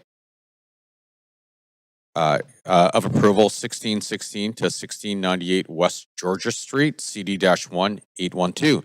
Does any member wish to declare a conflict of interest on this item? Councillor Kirby-Young, are you declaring a conflict or? Perfect. Okay. Seeing none, this item has a team member presentation. We have team members here to present the item. Morning. Hi there, Mr. Mayor. Templar Sang Trinaistich, Issues Manager with PDS. I do have a presentation, but I'm happy it's short. I'd happy to go through it, happy to skip it if you'd just like to go to questions too. You want to hear it? Great. We would love to hear it. I think I got to go through WebEx for that, right? Yeah.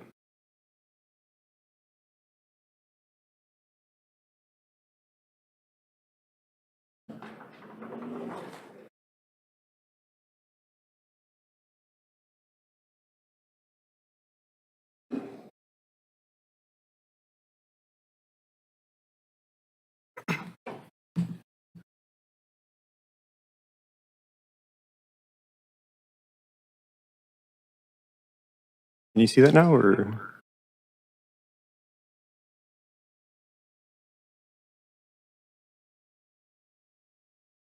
Again.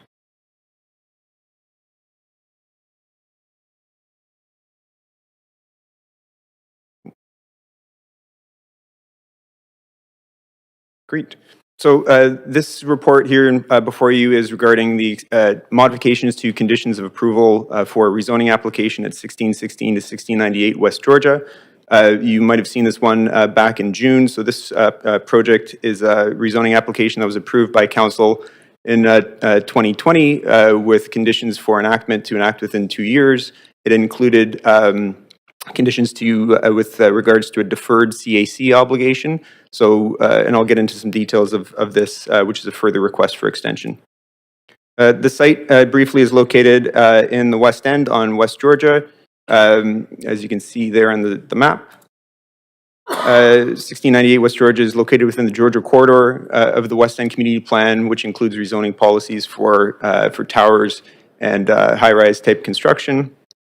This project is a 127 strata unit project, including a mix of 1, 2, and 3-bedroom units, underground parking, 9.39 FSR, and it was approved, as I mentioned, in 2020 by council. The public benefits that are included within this project include $5.5 million worth of citywide DCLs and UDCLs, a public art contribution, and there's $26.1 million worth of community amenity contributions secured through the approval in principle as well. As I mentioned before, the applicant was required through conditions of approval to provide and pay 60% of that CAC, which is $15.66 million prior to enactment. They did so in April 2022, apologies, and the balance being $10.4 million, or 40% of it, were secured through security and legal agreements registered on title, that they had to pay a prime +2 obligation on a quarterly basis through that. The original requirement was that had to be paid within 2 years post-enactment or first building permit issuance. In June or in spring of 2022, or spring of last year, sorry, you would have seen a report that requested and approved the extension of that to the earlier of 2 years post-enactment or second building permit stage. And today's report is looking to further extend that request for deferral from which would otherwise be April 26, 2024, or second stage permit, to being the earlier of the December 31st, 2024, or third building permit issuance. And third building permit issuance, just for clarification, first stage is excavation and shoring, second stage is underground structural, and then third stage generally is described as being above grade structural. That's our presentation, and I'm happy to answer any questions. Great, thank you very much. Councillor Kirby-Young, you held this item. You have up to 5 minutes to ask questions of our team members. Thanks, Mayor. I do have 3 questions I wanted to zero in on, and thanks for the overview. The first one is really just to clarify from a policy perspective where we are. My understanding is that when council granted the deferment, we were within the guidelines of the policy and the outside timeline to pay this. Am I correct that this would represent a council using its discretion, if it were to approve, a deviation from our existing policy versus the last decision was within council's policy and represented the outside payment timeline? That's a fair question, and to clarify as well, the CAC policy adopted by council allows for the deferral of obligations. There are procedures in place that specify how to do that and how to go about doing that. We run this through our risk management committee to do a risk assessment on that. So it's within council's authority to deviate from that council adopted policy, and this would be a deviation from that otherwise stated policy. Okay, so it is a policy deviation. Thank you. That's the first one. My second question is, it's asking obviously for the construction to be above grade. What is the current status of construction on this site? Great question. So they got their building permit stage 1 issued in June last year, which would have been excavation and shoring. There's a big hole in the ground there currently. Hoarding is up and construction is underway.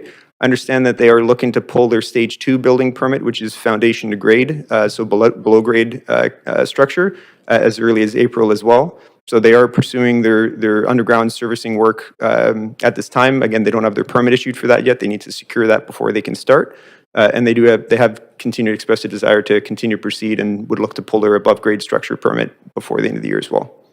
Okay, so it's going ahead, but it's all underneath right now. Yep.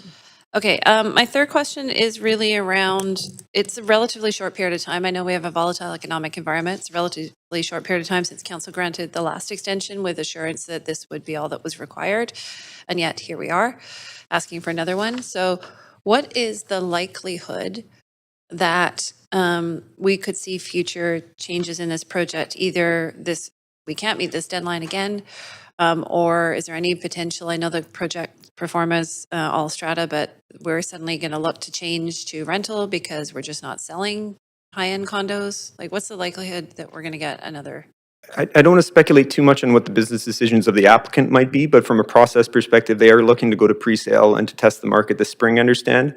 So right now the obligations are, if they were to be amended to this proposal, they would be able to get their stage 3 building permit, or December 31st as being the earlier triggers, right? So if they are intending to proceed, they have to pay, and if they don't pull a permit, the deadline is still there that they have to pay. So it would be up to council's discretion to extend or not, depending on the circumstances. If they wanted to extend further, that would be very difficult because once you've got your stage 3 building permit or you're just adding time, you're just pushing out the yardsticks further. So just for times, I have limited time. So if they don't get the condo pre-sales that they need, could we see scenarios like either the project stalls or they look to change tenure or they come back for another extension? They could come back for another extension. They could pay and just proceed on their own schedule. They could look to come back with different tenure, which would require a new rezoning application and start the process again. What happens to the $15 million we've already collected if they stall the project or change the project?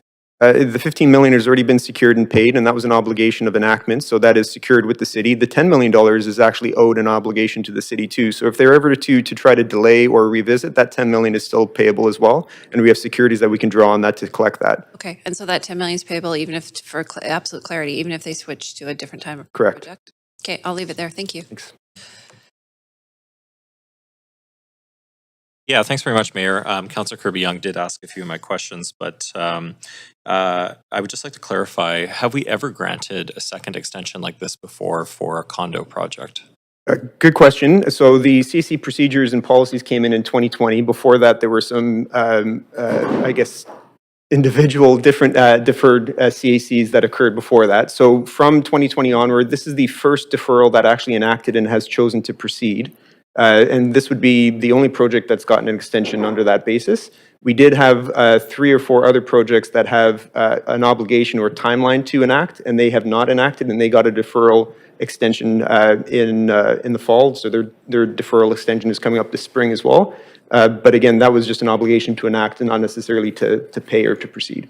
Mm-hmm. Okay. And you mentioned pre-sales. This building's presentation center has been open for at least a year and a half. It's on West Georgia. I've seen it. So do we know the rationale? You said you may not be able to comment on that, but I assume it's because it's slow condo sales. Yes, and through conversation with the applicant, and we put a small section in the report on this as well, they've cited reasons for increased costs, inflation, poor strata market, poor market in general for sales as being the reason why they're looking for some more time. Okay.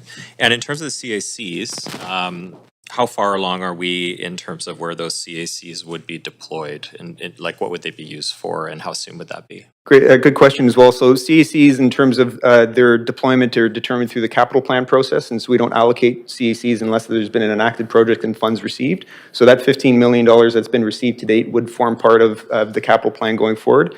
And I'd have to check in with finance about exactly how and where that's being deployed within West Community Plan. Okay, but as of now, it's not specifically targeted at any initiative within the West End Community Plan, for example? I'd have to double check again specifically on the allocation, but generally it's the public benefits, amenities, and strategies defined in the West End Community Plan. Okay. And I just also wanted to clarify one of your answers to Councillor Kirby-Young's question. If it does change to rental, for example, they still have to pay this additional $10 million CAC, correct? Correct. The obligation was triggered by the rezoning to strata, and they've enacted and secured that. So if they want to change something, that obligation still stands. Okay, great. Thanks, Templar.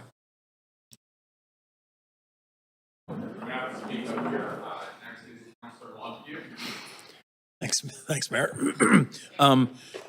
A couple of clarifying questions. So the extension would trigger a prime plus 2% loan, basically, on behalf of the city, which is, I guess, sitting about 9.4% right now.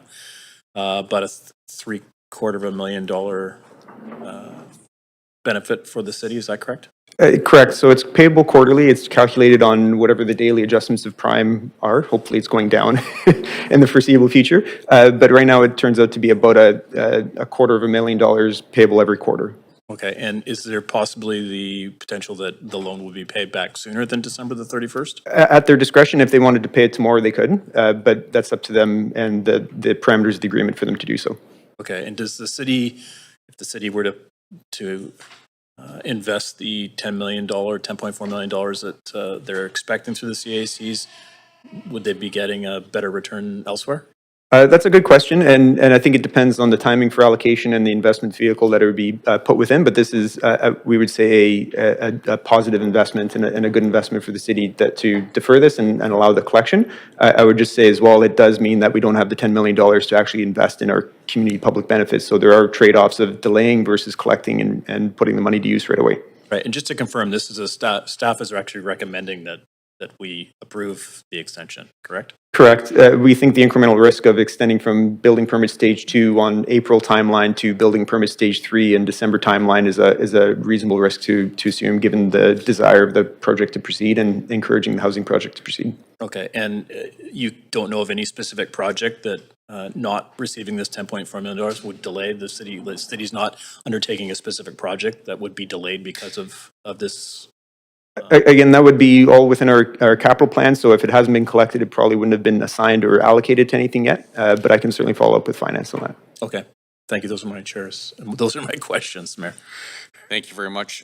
Councillor Joe. Yeah, thanks, Mayor. Yeah, a few of my questions has been asked already. So another clarifying question. So for the interest generated by the postponement, are they going to be used in the community plan as our CAC or going to the general revenue of the city? It would be allocated on the same basis of the CAC towards the capital plan to support public amenities. Okay, so eventually those interests will be going to West End community plan. Correct. Okay, thank you. Also, just want to confirm, this will be legally, this will be the final postponement we can do, right? Well, legally, it's to a certain degree up to council. We would recommend that it would be difficult to extend beyond this because of just the nature of the permits. And once they're past stage 3 permit, that could be the last building permit issuance that they receive on it. And then the next trigger would be occupancy permit, which is a very difficult trigger to kind of tie an obligation to. So if council were to wish to extend, it might be on a time basis, but again, that would be a future conversation with council depending on what the future request might be. But from what we've seen, they are eager and looking to proceed with their stage 3 building permit this year. And that would be the earlier of the trigger in that case. Okay, thanks. That makes sense. Last question. So do you see any potential impact to other buildings if we do the extension for this particular project? I wouldn't say there's any other impact. The adjoining properties have been rezoned and are going through the permitting process as well. So the timing of construction, I don't think would have a negative impact on any adjoining properties. Okay, so I mean, if there's any similar project facing the financial challenge, they would also to have an extension? Well, as we mentioned before, in the fall, we did extend 3 projects in the West End on similar bases. Those due dates are coming due shortly as well, and we're in conversation with those applicants about what their timelines, aspirations are as well. Okay, how about other projects? Do you foresee any issue there? There's only these 3 or 4 projects that have the deferred CAC. So on the topic of deferred CACs, those are the only ones that we have in the pipeline at the moment. There could be other projects in the West End or other parts of the city that are holding off on their projects, waiting for a market for strata return. We have seen an interest in some strata projects converting to rental, and we are processing those changes in other locations of the city as well. Okay, thank you. Thanks, Mayor. Thank you very much. Councillor Fry. I think most of my questions have been covered. I am curious, though, how this process unfolded and what was the sort of ask from Anthem Properties. There's been some speculation online that there was political interference, and I know that that's not the case, but maybe for the record, you could just sort of explain how this kind of... Yeah, fair point. In the beginning, there was the rezoning application, which led to conversations around the appropriate CAC and the offering being made. At that time, it was in the middle of the pandemic, and there was looking for opportunities to unstick and advance projects that wanted to proceed. So there was a time-limited CAC offering that was associated with it. And with that came legal agreements and conditions associated with it. So as they moved through their process, they actually enacted fairly quickly. They enacted their project within a year instead of 2, and they were able to secure their permits fairly quickly as well. What they did look for was an extension of that, just given the challenging market, but the desire to continue to proceed. So they do open a direct staff conversation when these dates are approaching. I have a direct line of conversation with them as well, and then we escalate this through our directors or general managers and risk management committee, which is made up of city manager and finance as well. Councillor, maybe I can address your question as well, just to build on Templar's. Sure. And again, there's been no political direction issued to staff on this matter. Yeah, and I want to be clear, I'm just naming it. I'm 100%. not... Thanks for the question. Yeah, I'm okay. happy to answer it. Thank you. Do we anticipate any other project, like any other requests like this coming down the pipe, in conversation? Or With deferrals? Yeah. Are we seeing other developers of strata condo projects seeking, I know we've had a couple already. I can neither confirm nor deny, but okay, no, yes. That's fair. That's fair. Okay. Thanks, Templar. Appreciate it. All right, thank you. Councillor Dominato. Thanks, Mayor, and thanks for the update. I am curious, just in as we consider this decision and the extension, can you just remind council and members of the public around the community amenity contribution framework and the legal nature of it or lack thereof in terms of city being able to collect those funds through these agreements? Can you just expand on that? Yes, certainly. So the CACs have been a longstanding kind of financing growth tool that the city's used since the 90s. There is no legislative framework for it, to your question. It's a voluntary contribution that's negotiated through rezoning applications, and we're guided by our policies and procedures that are adopted by council most recently in 2020. So that's the framework for how we negotiate and determine CACs. Again, they're only on rezonings. We have about 70 some odd rezonings a year. About half of them are exempt from a CAC. The other half are a combination of negotiated or target, and only about those half that have a CAC, only about half of them are negotiated. So our trend is growing towards more target CACs over time, though we do still have negotiated ones for some of the more complex ones. In terms of the adjunct to that, you'll be getting a report later this spring around some of the new provincial legislation that's been tabled around amenity cost charges, not to be confused with CACs, a little different. So you'll hear more about the opportunities for that financing growth tool as well. Thank you. That's all my questions. Thank you. Councillor Clausen. Thank you, Mayor. So I'm just curious. These deferrals are seem to be kind of resulting from wildly changing market conditions, which I guess could be traced back to the pandemic and the resulting inflation and supply chain crisis that resulted. How does staff make sure that these types of things don't get abused, that this doesn't become a pattern, that other people are coming forward to do this? Yeah, a good question. And so we do have some checks and balances during the negotiation process of a rezoning application. There is a very careful look at the metrics of the project and the pro forma of the project, which land in an ultimate recommendation report to council. It's really the applicant's choice post-public hearing, post-approval in principle, to proceed with the project and enact. There's a whole range of things that could affect that decision, whether it's the market conditions or their desire to pursue something different or more heightened density or different tenure. In general, this is the only project that has this kind of a deferral that has enacted. There's a few historical ones that are still in the system that predate this deferral scheme. And this, I would suggest this applicant is trying to proceed. They're actively pursuing permits and in the ground and trying to market their project. Others are waiting for the market to return as well, but they are still in the system, development permits advancing, and we do see progress still being made on projects, even though it might be a little bit slower than we or they would hope for as well. Whenever these decisions come to council, there's always a risk and a narrative that builds around playing favorites with developers. I'm really curious as to what the interest rates look like in terms of the actual cost that they'll have to pay in order to be able to have this delay.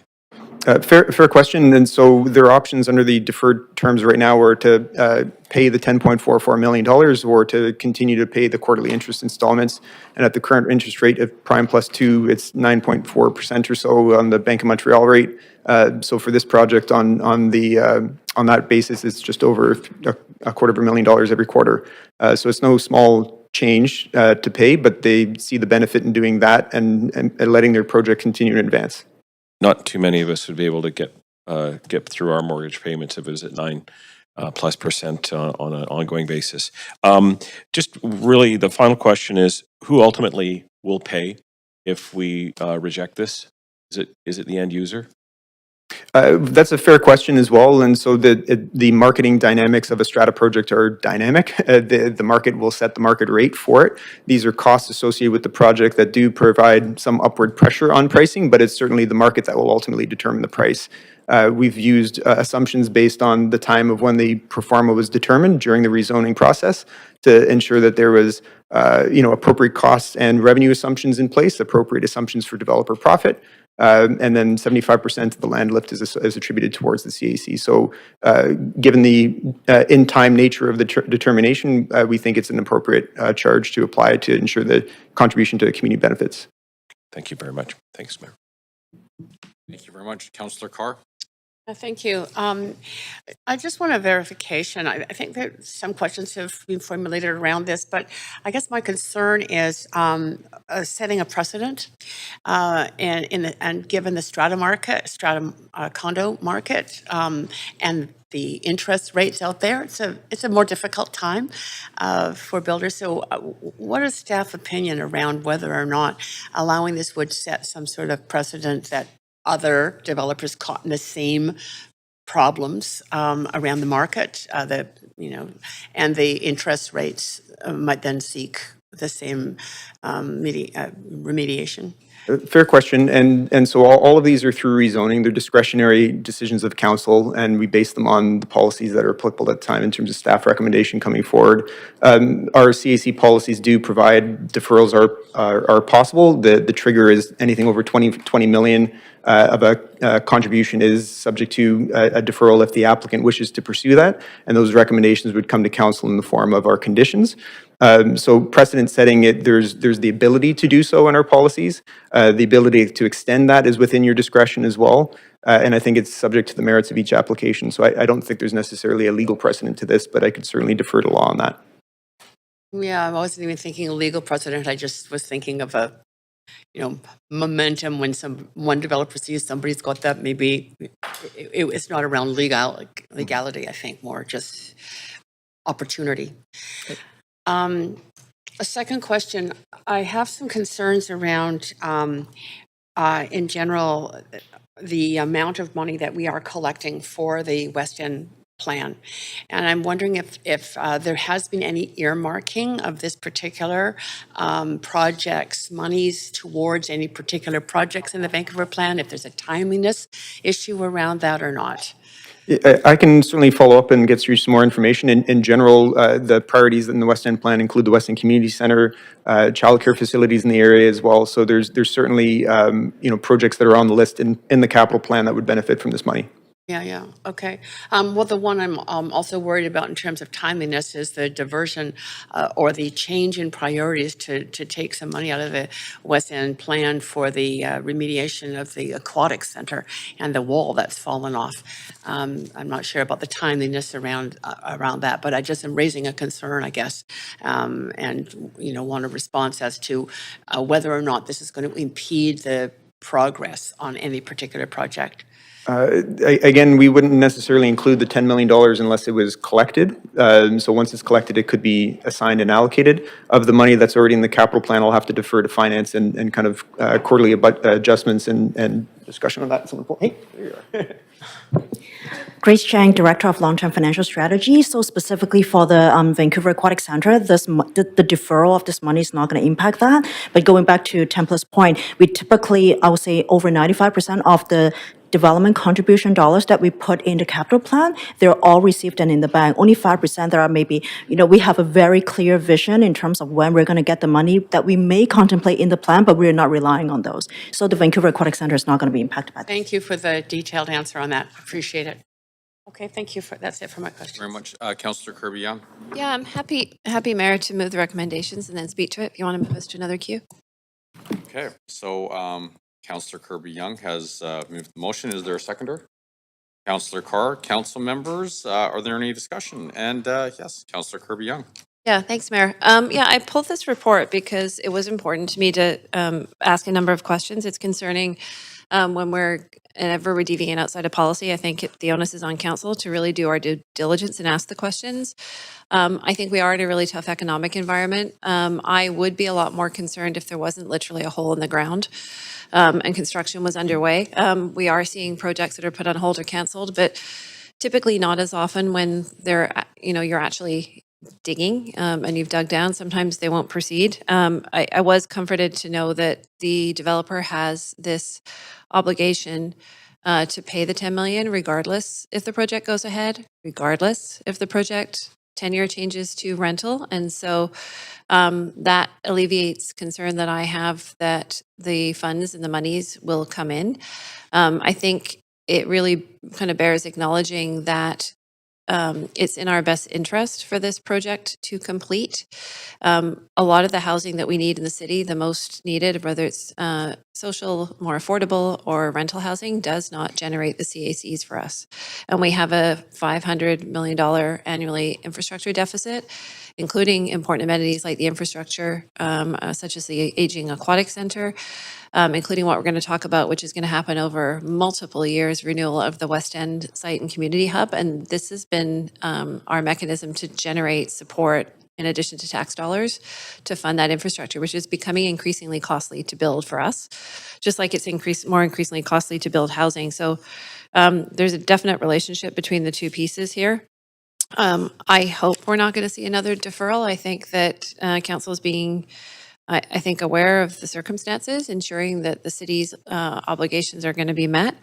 But we are pushing kind of the boundaries beyond. We extended last time within the policy to the last possible payment date, and now we're deviating from policy to use council's ability and discretion to provide an extension. So I'm hoping that we're not sitting here having another conversation about that, and that the project can genuinely move forward. But I am assured that the funds they're owing and payable, and I do want this project to sort of not necessarily net in a loss. I'd like to see it actually delivering the housing, but more importantly, the community amenities. So I will support it. Thank you. Very much, Councillor Meisner. Yeah, thanks very much, Mayor. I personally am not supportive of the additional extension. I'm pretty confident this project is still going to proceed. And this is a strata condo building versus a rental building. Of course, as we're collecting CACs, but I feel that this is quite a large development company that we're talking about here, and I feel that they have the financial resources to move forward. So I'm not able to support a second extension. And I think it's important that we keep our eye on the ball and we ensure that this housing gets delivered. And I do have concerns about additional deferrals, triggering a wave of additional deferrals across the city when we're in a housing crisis. And we need to do everything we can to get the housing built that people need. And honestly, I can't wait. So I won't be supporting the additional extension. Thanks. Councillor Fry. Thanks, Mayor. You know, I only felt compelled to jump on the queue after Councillor Meisner spoke, and I just wanted to frame why I will be supporting this deferral, and mostly because I trust the advice of staff on this, and I think that if you know, I'm not a fan of backstopping huge developers who have big resources, and I certainly do think that they probably do have the resources to put this through, but at the same time, I have to have some faith in staff that they've done the due diligence, that this makes sense, and it is really only a 9-month deferral, and as it does pay additional interest for the extra time, I am confident that this is a prudent decision that will ultimately deliver the full suite of community amenity contributions and the strata housing that's expected on this site. So much as I feel like I have to hold my nose to do this, I am going to support the deferral and the direction of staff on this. Thanks. Bless you. All right, seeing no one else in the queue, I'm going to now call a vote. Clerk, can you please take us to the voting screen?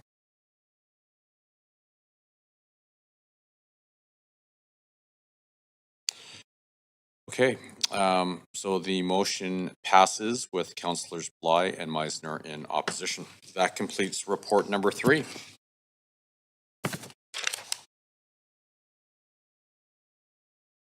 So the next item on the docket is report number 5, closure and sale of a portion of lane adjacent to 5025 Arbutus Street, 2126 West 34th Avenue, and 2109 through 2129 West 35th Avenue. Does any member wish to declare a conflict of interest on this item?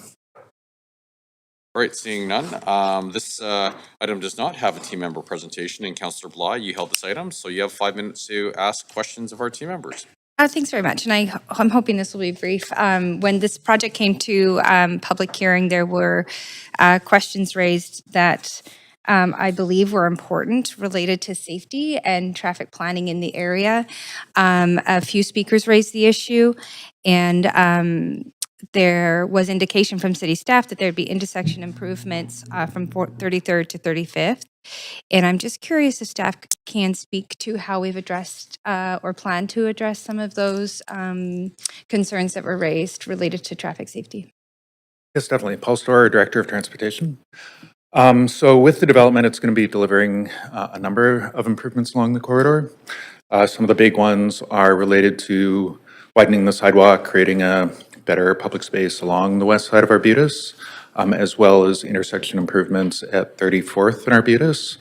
So basically, curb belches would be built on kind of either side of the intersection on the west side, and that'll shorten the pedestrian crossing distance, allow for safer turning movements, and just create a better intersection at that skewed location. Okay, that's helpful. Thank you. I have one other follow-up question, and it's related to the sale directly, the sale price. And I'm just curious, there was actually public comment, which I thought was interesting because there was a similar sale in the area that went for, I think it was $222 per buildable square foot, I think around the Dunbar area, Southwest Marine Drive. This is pricing out at $168 per buildable square foot. So there was an indication or a suggestion that perhaps a third party ought to be involved in making sure that we've got the right dollar value for this piece of property. That's, of course, very important to having this application, this development go through. I wonder if staff can comment to that. Jerry Evans, I'm the Director of Real Estate Services. We actually have any sales that are over $1 million. We do have an independent third-party appraisal. So that was done as part of this negotiation. That helps us in arriving at an opinion of value. The landowner, the adjacent landowner, the developer in this case, obviously have their own opinion of value. So it is a negotiation, but it assists us in arriving at a negotiated purchase price or sales price. Okay, so just wondering if you can offer any of your expertise in terms of how council can better understand how we landed at this price per square foot comparative to one in the area that was essentially very similar in its condition in need, but priced quite a bit higher. I can't speak to that specific sale because I don't have the details, but obviously the independent appraisal looks at a number of land comparable sales to form an opinion of value, and that would assist us in reaching our opinion of value of that land. So that is the process. Okay, that's helpful. I'll send it on, perhaps with the address in the previous lot. Again, similar context that was sold, and then maybe any follow-up information is just helpful for future consideration and when we're faced with these decisions. So that's great. Thanks, Jerry. Yes, absolutely. Thank you. That's it. Mayor, I'm happy to move the recommendation. We have one more. Councillor Carr? Yes, thank you. Yeah, I just noted on the report that, I guess on page 2, that this section of lane as part of the Green Park has never been constructed. The lane that is, on the actual, I guess, planning maps. But anyway, this lane portion remains as a dead-end lane, providing rear access to the abutting lands, which is the park. So can you tell me how people are going to be able to access the park if this particular access point is going to be gone in the future?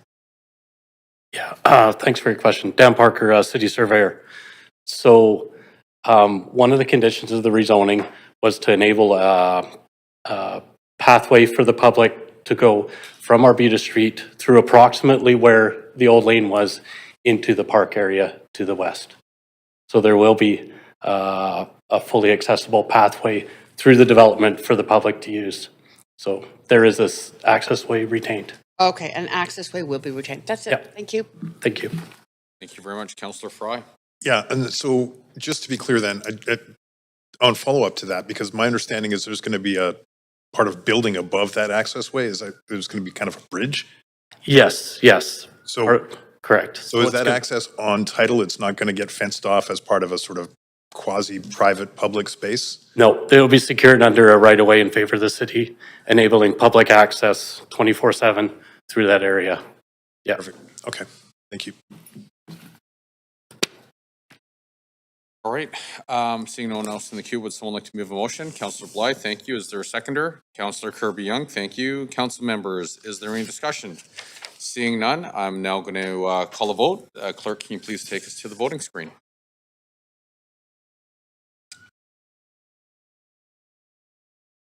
And the motion passes unanimously. That completes report number 5.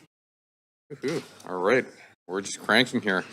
Okay, the next item on the docket is report number 8, the West End Community Hub Renewal Plan. Does any member wish to declare a conflict of interest on this item?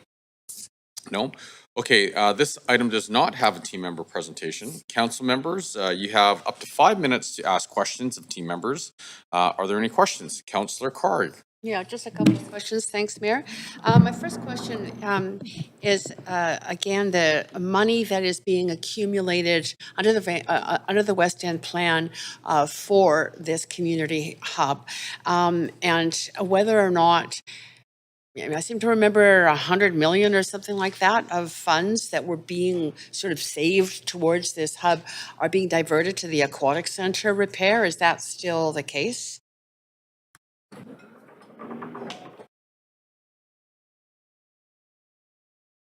Grace Chang, Director of Long-Term Financial Strategy. It is correct.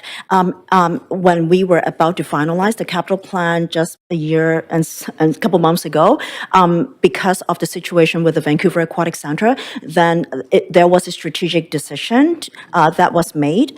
And also at that time, I think it's the readiness of the West End Community Hub project.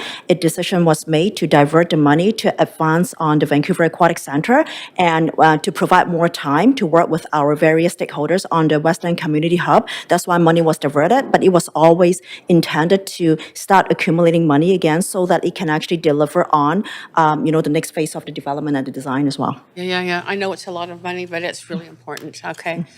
So we're in that process of still obviously seeking public input. That's what this is about. That's that the renewal. So the actual, this is an approval in principle of this project.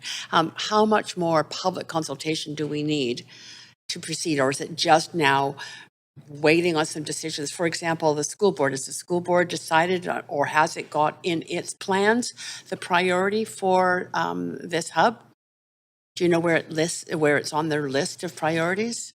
Yeah, thanks for the question. I can confirm that public engagement has concluded for the renewal plan portion of this project. The next piece of work would be securing funding to move the various projects forward. So the endorsement of the plan is securing the long-term vision that's shared by all of the project partners for the future of this site. I do have staff from Vancouver School Board that can speak to their priorities. Yeah, I'd be interested in knowing what the priority is. Thank you. Hi, my name is Taman Kim, Facilities Planner at VSV. King George Secondary School has been identified as a school in needs to have expansion and also needs for improvement of the facilities. So it has been included in the capital plan submission, which is indicating for the plans for the next 5 years. It has been included in the plan for the past few years, and it will continue to be in that list. But there's no decision on funding because there's no support of the province yet. Okay, so it's on a list, but there's no funding allocation. Yeah. Okay, and is it anticipated to be one of the priority schools for funding, for new funding? It has been included. It has been advocated for the past few years, but we don't know the decision yet of the province. Okay. Okay, that's a tough one. If I could just follow up on that, Courtney Haley, project manager for the renewal plan.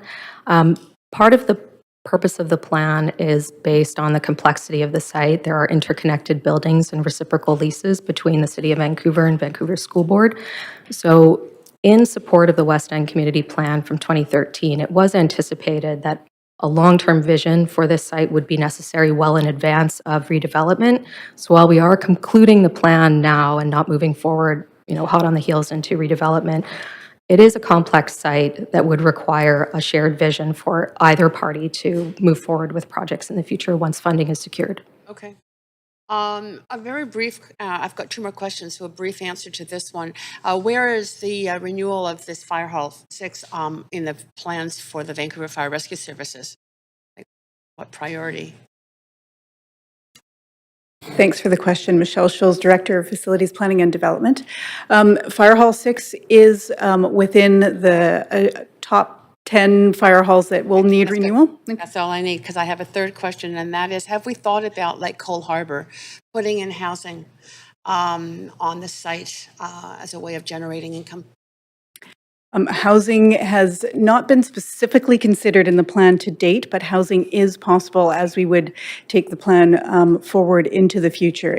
Any of the partners could consider housing on the Let's come site. back to council for a decision? Yes, it would. Great. Okay, thank you. Councillor Meisner. Yeah, thanks, Mayor. And thanks for this planning work. It's very comprehensive. I had a chance to review the document.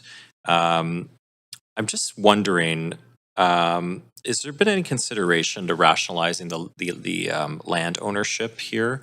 That's quite complicated with VSB leasing from the city and vice versa, et cetera. Is that potentially part of the future here? I'm just thinking of what's happened with Britannia and how complicated that site is with all the different land ownership. And I just want to ensure that we're thinking about that with this particular site. Certainly, and thank you for the question. It's top of mind. It's complicated, 71% owned by the VSB, 29% by the city, reciprocal leases all the way through. I think we would have to look at that as we go forward as an option to actually maybe do that kind of work before anything's actually approved into the future. But it is something that we are thinking about and talking about. Okay. And it does pose huge complications as we're going forward. Okay, I'm glad to hear it's top of mind. My other question is around the capacity of this new hub. And first, actually, maybe I'll clarify. Is this like 20 years out? Am I correct in assuming that from the planning document? Yeah, about 15 to 20. 15 to 20 years That's out. what we're sort of anticipating, yeah. Okay. Do we have an idea, and I appreciate you may not know this number off the top of your head, how many additional residents there will be in the West End or downtown within the next 20 years?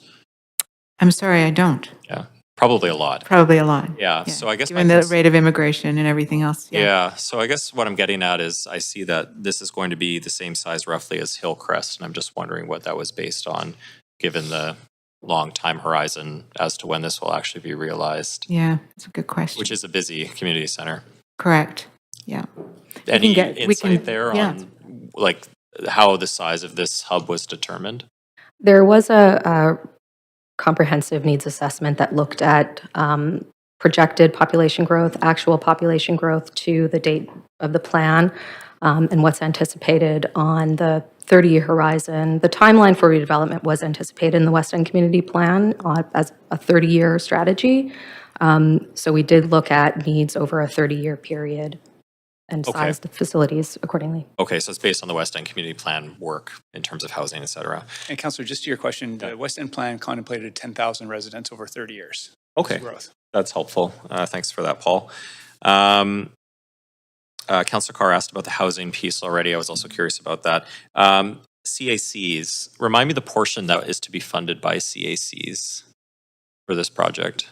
Is it like 40% or?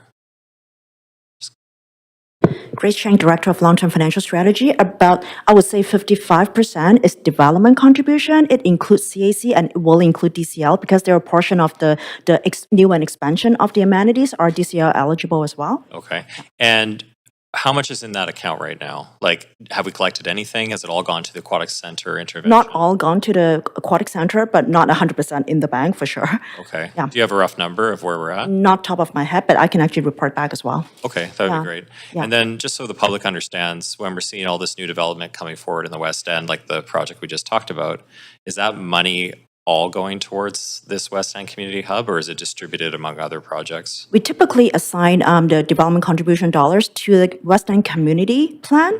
So basically and I assume that this will be, I would say, the highest priority in the plan, then this will get the money. We try not to allocate money for individual projects because experience told us that when you start allocating money to individual projects, a lot of the projects, they will have like 20% of the money and nothing can go ahead. That's why we typically assign money to the plan, and this is the top priority, so it will get the money if and when it's needed. Okay, so it's the top priority within the plan that we're Yes, assigning the money to. Yeah. Okay, great. Thanks very much. That's it for me. Thank you very much, Councillor Joe. Yeah, thanks, Mayor. A few of my question has been asked, so just follow up. I think this implementation of the project will not proceed until the funding all secured. So do we have a rough timeline? We are thinking at least like 15 to 20 years. That being said, I think the merit of having this plan to be endorsed by council, if you so choose to do today, is to also get us a platform so that we can also advocate for senior government funding as well. So just want to get you an indication. If money arrives earlier and if senior government funding is even, possible, we can advance it. But again, we cannot advance it without having our partners' funding also available. So the school board funding has to be there as well. Okay, so that's actually my next question. How do we plan to work with all seniors level of government to secure the funding? Thank you for the question. We are in constant contact with the VSB. We've had a lot of work done with them in the past, and we'll continue into the future if needed while we're waiting for the funding. So there's a good relationship, Councillor Zhou, that this work is going to continue. And also to reiterate, the plan is quite flexible. So if we actually need to change and reiterate parts of the plan into the future, we're able to do that. Okay, good, thank you. One more question. So is this project eligible for the Growing Community Fund from the province? It may. I think the interesting thing basically is that for that one, there is a timing for the money to be spent. So if we cannot secure all the funding for this one, which is in the hundreds of millions of dollars within the next couple of years, we probably wouldn't be tapping into that fund because we cannot deliver within the timeline. Okay, and last question. So I guess there will be some opportunities for private sponsorship to support funding for the project, right? What is the plan on that? Yeah, this will be part of the city's initiative in terms of securing sponsorship and that whole program we will be reporting back to council. Okay. Yeah, but sponsorship, naming rights, and that will be considered within the program. Okay, good. Thanks. That's all my question. Thanks. Thank you very much. Councillor Kirby-Young. Yeah, thanks. I'll try to be quick, and I have two questions I want to zero in on. The first one is with the land ownership of the 71% VSB. First question is, can you speak to where we are in terms of the vision for allowing access? So I'm specifically looking at the vision around the outdoor space, which contemplates sports fields and outdoor education areas, growing population, increasing pressure on outdoor and green space. And we constantly have issues with the school board with access from the public's perspective around, I see these, basketball court or this sports field, whatever, in my backyard, and why can't I use it? So my question is, can we have a different construct moving forward? Because I'm not interested in a paradigm where we're developing something and we don't have public access to it. Yeah, it's a good question. It was part of discussions, but as operating agreements are not an explicit part of this plan, there are agreements currently in place for community use of the existing sports field. So I guess, can I just direct on the response a little bit? I'm fully aware of the current operating agreements. I'm wondering if we're pushing for a different one because we're going to put hundreds of millions of dollars minimum. We're talking 15 to 20 years out on something that's going to be a large portion of the site that people are going to perceive they don't have access to. So how are we having that level of conversation moving forward, and do we have the ability to shape that? Haman Kim from Vancouver School Board. There has been an ongoing discussion throughout the development of the design about usage of the outdoor education space for our school. VSB's purpose is to providing the education for the K-12, specifically for this secondary school, grade 8 to 12. That is the main purpose of the facility, which includes the outdoor education space. But outside of that, school hours, when the school is not in the need of the space for official events and etc., it depends on the future agreement of the operation. Okay. I guess, okay, thanks. I appreciate the question. I'll save for comments later. On page 7, it talks about the financial implications, and the cost to prepare the renewal plan is $2.25 million, with the city paying the bulk of the cost at over $2 million and the VSB only contributing $225,000. Why is that, since they own 71% of the land? Thank you for the question. That is because the high school functional program is fairly straightforward. There wasn't a whole lot of engagement and work needed by the consultant team to be able to determine the need, working with the school board staff. Most of the work for the renewal plan involved engagement with the community to understand the civic needs. Okay, so we feel that we are paying our fair share and not more than? Yes, thank you. Okay, I'll leave the questions there. Thanks. Now, can I get a motion to extend?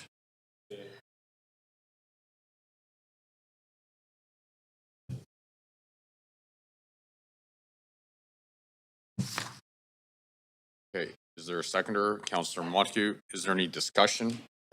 Councillor Carr? Okay, so seeing no one wanting to discuss this, all in favor say yay. Okay, all those opposed say nay. Hey. Okay. Great. Well, the motion passes and we will continue. Councillor Kirby Young, you're done. Sorry. Yep, So sorry. Councillor Dominato. We'll adjust it if need be. Thanks. Thanks, Mayor. And yeah, a couple of follow-up questions. Just in terms of the, actually, I'm going to circle back to the question around the capital planning, and this is a question for VSB, just to be clear. Where exactly does King George rank in terms of VSB's capital priorities? Currently in year 3, but to say year 3 does not mean it's going to happen in the next 3 years. No, I know. Yeah. So just out of, and what other projects are ahead of it in terms of, because this will be a replacement, correct? Pardon me? This will be a replacement project? Yes. So where does it rank right now? You said year 3, but how many projects are ahead of that? I will have to double check currently. Okay. Yeah. I think I'll have some other comments around this later, but can we go back to the overall vision right now? This is more probably a question for our staff, is that the site, there is co-location of services and shared use. So the public library, the secondary students are accessing that. Going forward, would we anticipate, again, that shared use, or would we see these services completely distinct? So for example, would there be the public library, and then the school would have its own library services, or would we anticipate trying to not just have co-location, but shared use of services across the site? That's a good including the question. community center. So for example, if you're going to have a gym in the community center, is it going to be shared use, or are they, and the secondary school will have a separate gym and so on? So you can see where I'm going with this question. Yeah, the preferred plan and the alternate plans do anticipate more separation between the school functions and the city functions. Part of that is increasing the level of safety and security for students and being able to expand the civic facilities, the library, locate a larger expanded fire hall on that site, include a child care facility. So the pressure on the amount of space on the city's land is great. So there will be considerable shared spaces within the civic functions. The school will have its own library, its own gym, and the community center will have its own gym. Okay, that's great. On the subject of access and management, I used to be the liaison to King George when I was the trustee, and it was sort of touched on earlier. So there's been issues around sort of field access, tennis courts, and the management oversight of that, and who has access when, and how we deal with conflict as well. Can you speak to, is that something that would be again addressed in a future agreement? Because I think the public just wants to see a seamless sort of approach. They don't really care who's managing at the end of the day, who's paying for it. They just want to know, this is a public field, I can use it. This is a public tennis court, I can use it. But it also can be used by students and so on. Is that would be contemplated in a future agreement? Is maybe a better arrangement than we have today? We recognize it's a dense urban site. It's an oasis in a really dense neighborhood. And yes, once we would moved into implementation of this plan and detailed designs, those operational discussions would take place. Okay, that's fantastic. And maybe I'll save this for, because we're still on questions, right? Not comments. I'll save my comments for later. Thank you. Thank you very much. Councillor Clausen. Thank you very much, Mayor. First of all, thanks very much for this presentation and this vision. I did a quick search and I saw that between the report and the presentation, there are 40 references to seniors, which is very heartening, given the fact that this is a neighborhood with a very strong and growing seniors population. Just as a general question, with our new older persons lead, is it possible that when we're working on a project like this, that we will have an opportunity to put that person to work and make sure that we have an overall coordinated vision for this that will make it an age-friendly development? Thank you for the question. Yes, absolutely. As this would move into detailed design in future phases, we would be working very closely with the council advisory committees, accessibility, as well as older persons and others. Excellent. Thank you very much. All right. So my question now, it goes back to the topic about working with the Vancouver School District.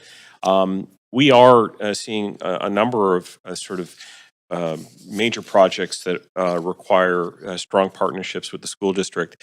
As a co-chair of the VSB Joint Elected Officials Planning and Facilities Committee, I know that we have had some discussions around joint capital planning, but my general question is, how can we work better with the school district, with given that they are significant property owners in the city, and those joint relationships, I think, need to be strengthened going forward for us to make the best use for future capital planning. Thank you for the question. Our communication with the VSB is really strong. We meet with them regularly. There is definitely a shared vision and a shared understanding of the mutual benefit of the relationship and the partnership. It really is a facet, for the most part, for funding from actually both organizations to actually not be able to necessarily fulfill all of the planning that's been going on a number of these larger sites, Britannia being one, obviously. West End Community Center. So I think that we're always looking for ways to obviously, enhance and make our relationship and partnership stronger. But I can say unequivocally that the relationship and the partnership does have a shared vision. And that we are meeting regularly. We have a regular layers committee meeting where we actually work on a whole bunch of issues, not just these, obviously, going forward. So my response to this would be that we can always do better, but I think we're actually not in a bad place with another agency. Yeah, and I have seen some of that growing collaboration happening, which is very positive. And it's just as a general comment, when I do speak with school trustees and really understand their mandate and their mission, it's really about providing the education services that they're charged with governing. Having that broader vision about how to make best use of land holdings and where they come together with other parts of the city, I think are really important to the future vision for our whole city. So, and we're aligned on a lot of issues as we're going forward. Housing being one of them, on schools, and all kinds of other really good partnership opportunities. Okay. Yeah. Thank you very much. You're welcome. Thank you very much, Councillor Clausen. Okay, seeing no one else on the docket, we will now hear from registered speakers for this report. Public speakers should state whether they are in support or in opposition of the recommendations and may only speak once. I will also ask speakers if they are residents of Vancouver, if it's not noted on the speakers list. Now, the first speaker we have is Mark White, Chair, Older Persons and Elders Advisory Committee.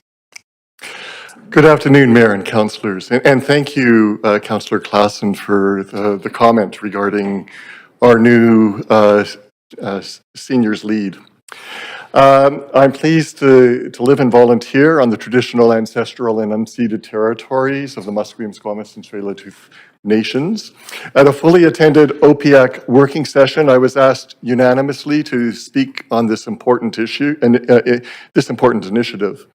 Our committee would like to thank staff for their very intensive, inclusive engagement process that we believe will bring very important benefits to the growing population of seniors in the West End.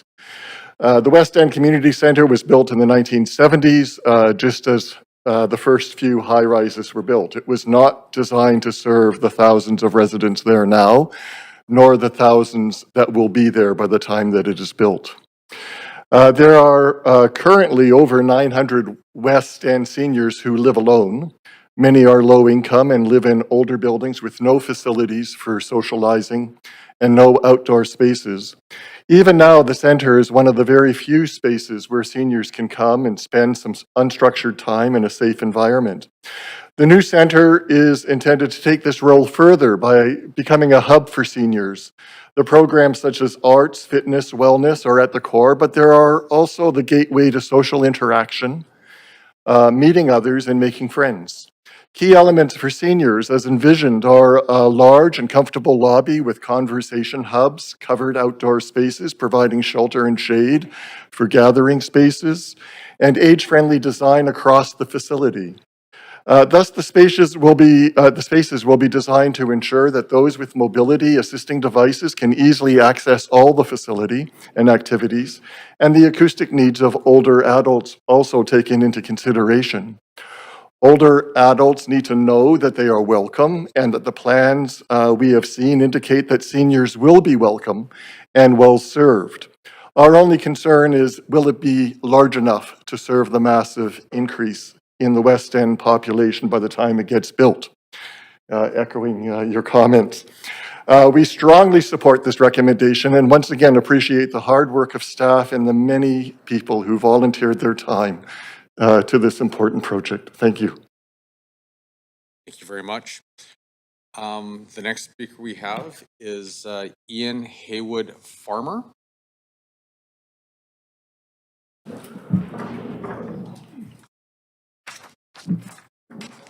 Hello, Council. Thank you for the time to speak to you. I'm President of the West End Community Centre Association, and again, I strongly endorse moving forward with this proposal. We've spent a lot of time with consultants and city staff and all our community partners designing a future for West End Community Centre. I'm aware enough, this is going to be a really complicated undertaking, but we're in for it. We've been in it for several years, and we're willing to stick to it to make a great center. It has a lot of complications, but I have some things to ask of you as well. Firstly, obviously approve this. If any of you would like to come down and have a visit and a walkthrough and see what we're doing, if any of you would like to see the great collaboration we have going on right now with King George High School, whether it be through a youth programmer that's located with us, our field access circumstances, the challenges we have too and how it's working right now, please reach out and we're happy to walk you through. But the other thing I may need from you in time is some encouragement to our friends at Vancouver School Board, who I know are excited about rebuilding King George, but we're going to need the support of the provincial government eventually for the capital to reconstruct King George High School. It's a critical element of it. We have put an enormous amount of time into consulting with the community and various interest groups that are out there, whether they be seniors or youth. And we have new partners that we've worked with in Vancouver Fire and Rescue Services about the requirements they need for a fire hall along with an expanded library. This is very comprehensive. It's a great plan and a great start. I just want to we know it's a long way to get there, and we're committed to this for the next number of years to get going. We really look forward to your support to it. And again, if you have any questions for us directly, please reach out. Thank you. Thank you very much.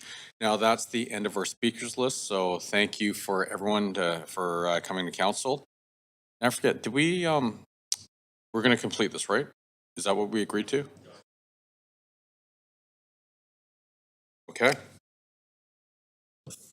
That being said, then why don't we,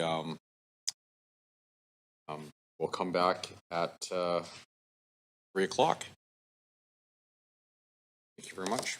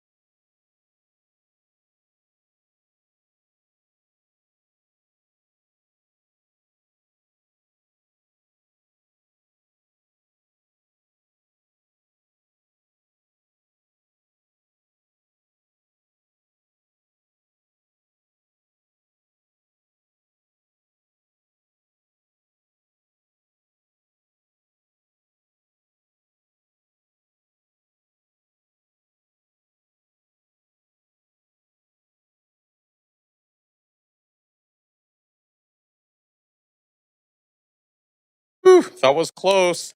Okay, hey, why don't we reconvene this meeting?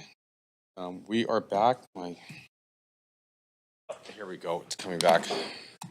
Okay, so would someone like to move a motion? Do we have quorum? 1, 2, 3, 4. Yeah, we have quorum. Over 26. Good. No, we didn't move the motion. We just stopped at speakers. So, who would like to? Councillor Carr, thank you very much. Seconded by Councillor Boyle. Council members, is there any discussion? Right, seeing none. I'm now going to call a vote. Can we please go to the voting screen? Oh wait, Councillor Dominato. I had comments, but I don't see staff here from the, Armin, sorry. I can I make one comment on the subject of this plan? A reflection that I think it's going to be really critical to have a strategic intergovernmental relations strategy to this piece around the school, because as we've seen, VSB gets blamed for a lot in terms of not delivering certain things, but they are completely beholden to the province for the capital funding, with the exception of when I was there, when we brokered the deal around BC Hydro to help, because they needed a substation in the West End to help fund Cole Harbour.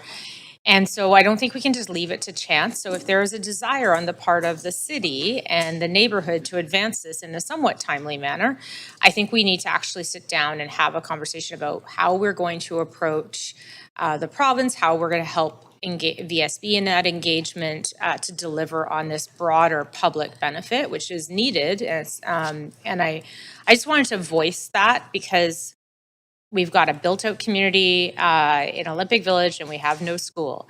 River District is the next Olympic Village. We're building up the community. We're going to have the community center. We have childcare opening there now, and we don't have a school. We have land for it. And I think that we just need to sit down and have a bit of a huddle on that around what are some of the things that we can do to step this out. And it'll probably be after the election. I think we have to get through the election, but I just wanted to identify that as something that I think council can work with staff on in terms of sort of the advocacy piece and how to nudge that forward. So just other than that, I'm happy to support the plan. I know it's well needed. I think there's lots of opportunities for coordination between the city and VSB to support the residents of the West End. Thanks.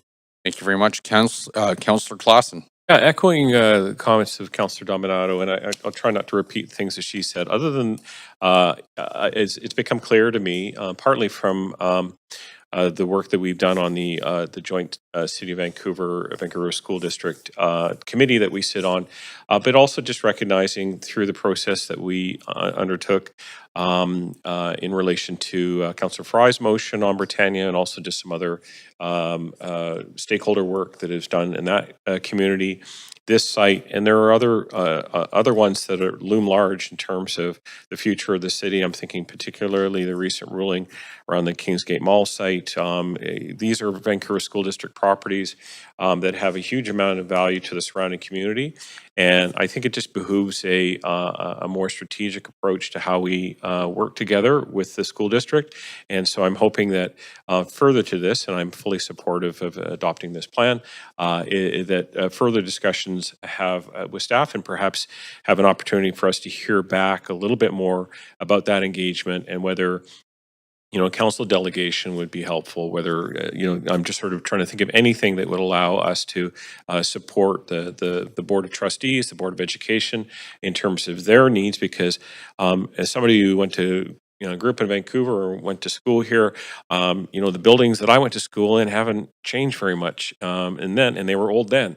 So, so it would, I think there's a real urgency around capital development, even though, there's some debate as to where the demographics are leading us, with kindergarten age children right now being much lower than the other ones. So it's a sign that, perhaps the number of actual students is going to change, but that doesn't take away from the fact that we really need modern education facilities and great collaborations with the community to provide services like the West End Community Center redevelopment will. So with that, I'm pleased to support this plan. Great.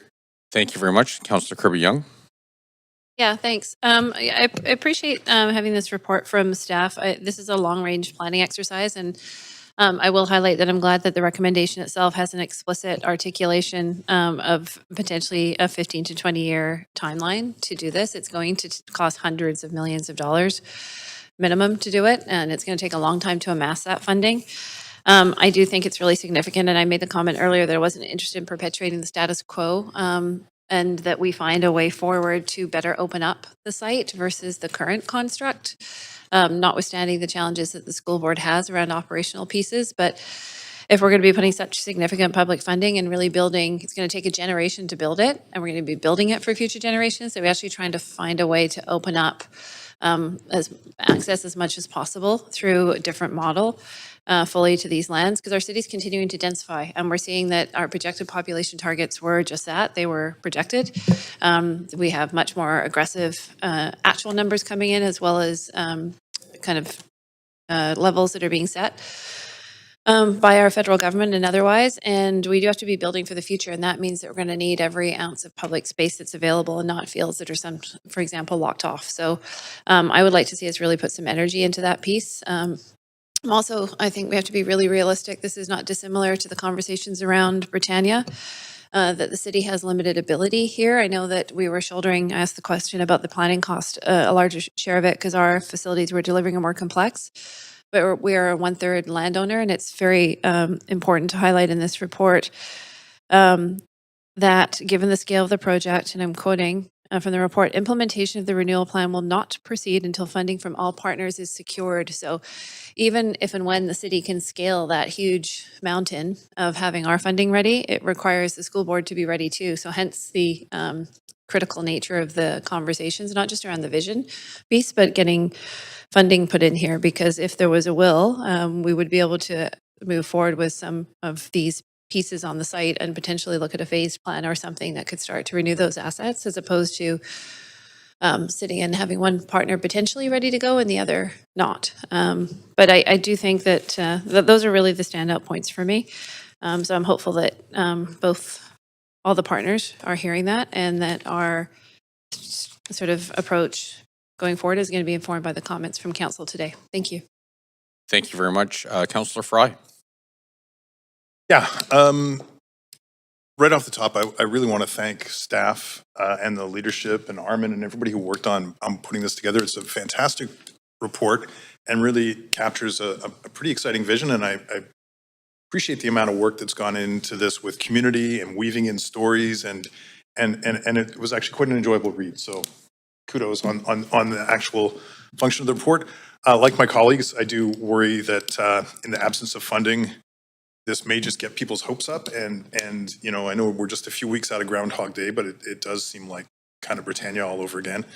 And so that is a worry, and I think that it really speaks to, I mean, ironically, we talked about the deferral of the CAC payment for a big project in the West End, that, you know, potentially those are the kind of CACs and funding tools that we would use to make a project like this happen. And we're going to desperately need to find ways to make this happen, because we know that this is one of many facilities in our city that is aging out and needs, you know, a lot of investment, so that we can fulfill those kind of commitments to complete communities. So appreciate the work that's gone into this, appreciate the vision, and I'm eager to find ways to actually make this happen and make this vision a reality. So, but on the whole, thank you for the work that's gone into this so far. Thank you very much. Councillor Carr. Yes, thanks so much, Mayor. I just want to echo as well my thanks to staff for all the work on this, and to the public for the engagement. I mean, these were a lot of people engaged from all walks of life in the West End that really have come together around a vision for a community hub with services they really need. This is my community center and libraries. I'm telling you, it is really run down and small compared to the number of people who use those facilities. The rink is small too. And it's a overcrowded, incredibly well-used set of facilities. I often go by and see so many seniors and families with kids in that library. And, when I heard the answer to Councillor Joe's question of what's the timeline, the answer was like 15 to 20 years, my heart sank because we need it now. So the funding is absolutely critical. We have to have very strong advocacy to the provincial government to speed up the funding, for the school and the facilities as a whole. From my point of view, I'm extremely worried about the reliance in the West End plan on the development of condos to provide community amenity contributions, and the market is shaky right now. So for me, this is a huge cause for concern. And so I think we have to be very diligent about thinking what are, different plans, A, B, C, in terms of getting that funding. And I have to think that the senior governments really have to play a larger role in making sure that these facilities are replaced, upgraded. The fire hall too, it's on Nelson Street. Nelson's got cars going up and down it and people all the time. And, it's a very difficult location for a very dense area of the city. So I love the plan. Urge us all to be diligent about making sure we get that funding in place to make it happen sooner. Great. Thank you very much. Councillor Meisner. Yeah, thanks, Mayor. I just want to thank staff for a very comprehensive and inclusive plan that I think really reflects the neighborhood, which is so diverse and home to just many different communities of people. But I agree with all the comments around how desperate the need is for this new community hub. These buildings they're not in great shape. I know staff and facilities are doing their best job to maintain things, and very appreciative of that. But this needs to be replaced like yesterday. So I'm really hoping that this is going to allow us to become even more laser focused on replacing this facility in terms of advocating very strongly to senior levels of government for funding, but also directing those CACs to this community hub. And that is another reason why I voted against the deferral this morning of the CACs. We need these development projects in the West End to be funding this project as soon as possible. I really don't think we have much time to wait. So I know everyone in the neighborhood is eagerly anticipating this. And again, just want to echo my thanks to staff for all their hard work on the plan. And look forward to shepherding this forward as a council and doing what we can to make it happen as soon as possible. Thanks. Thank you very much. Seeing no one else in the queue, why don't we put the motion to a vote? Can we please go to the voting panel?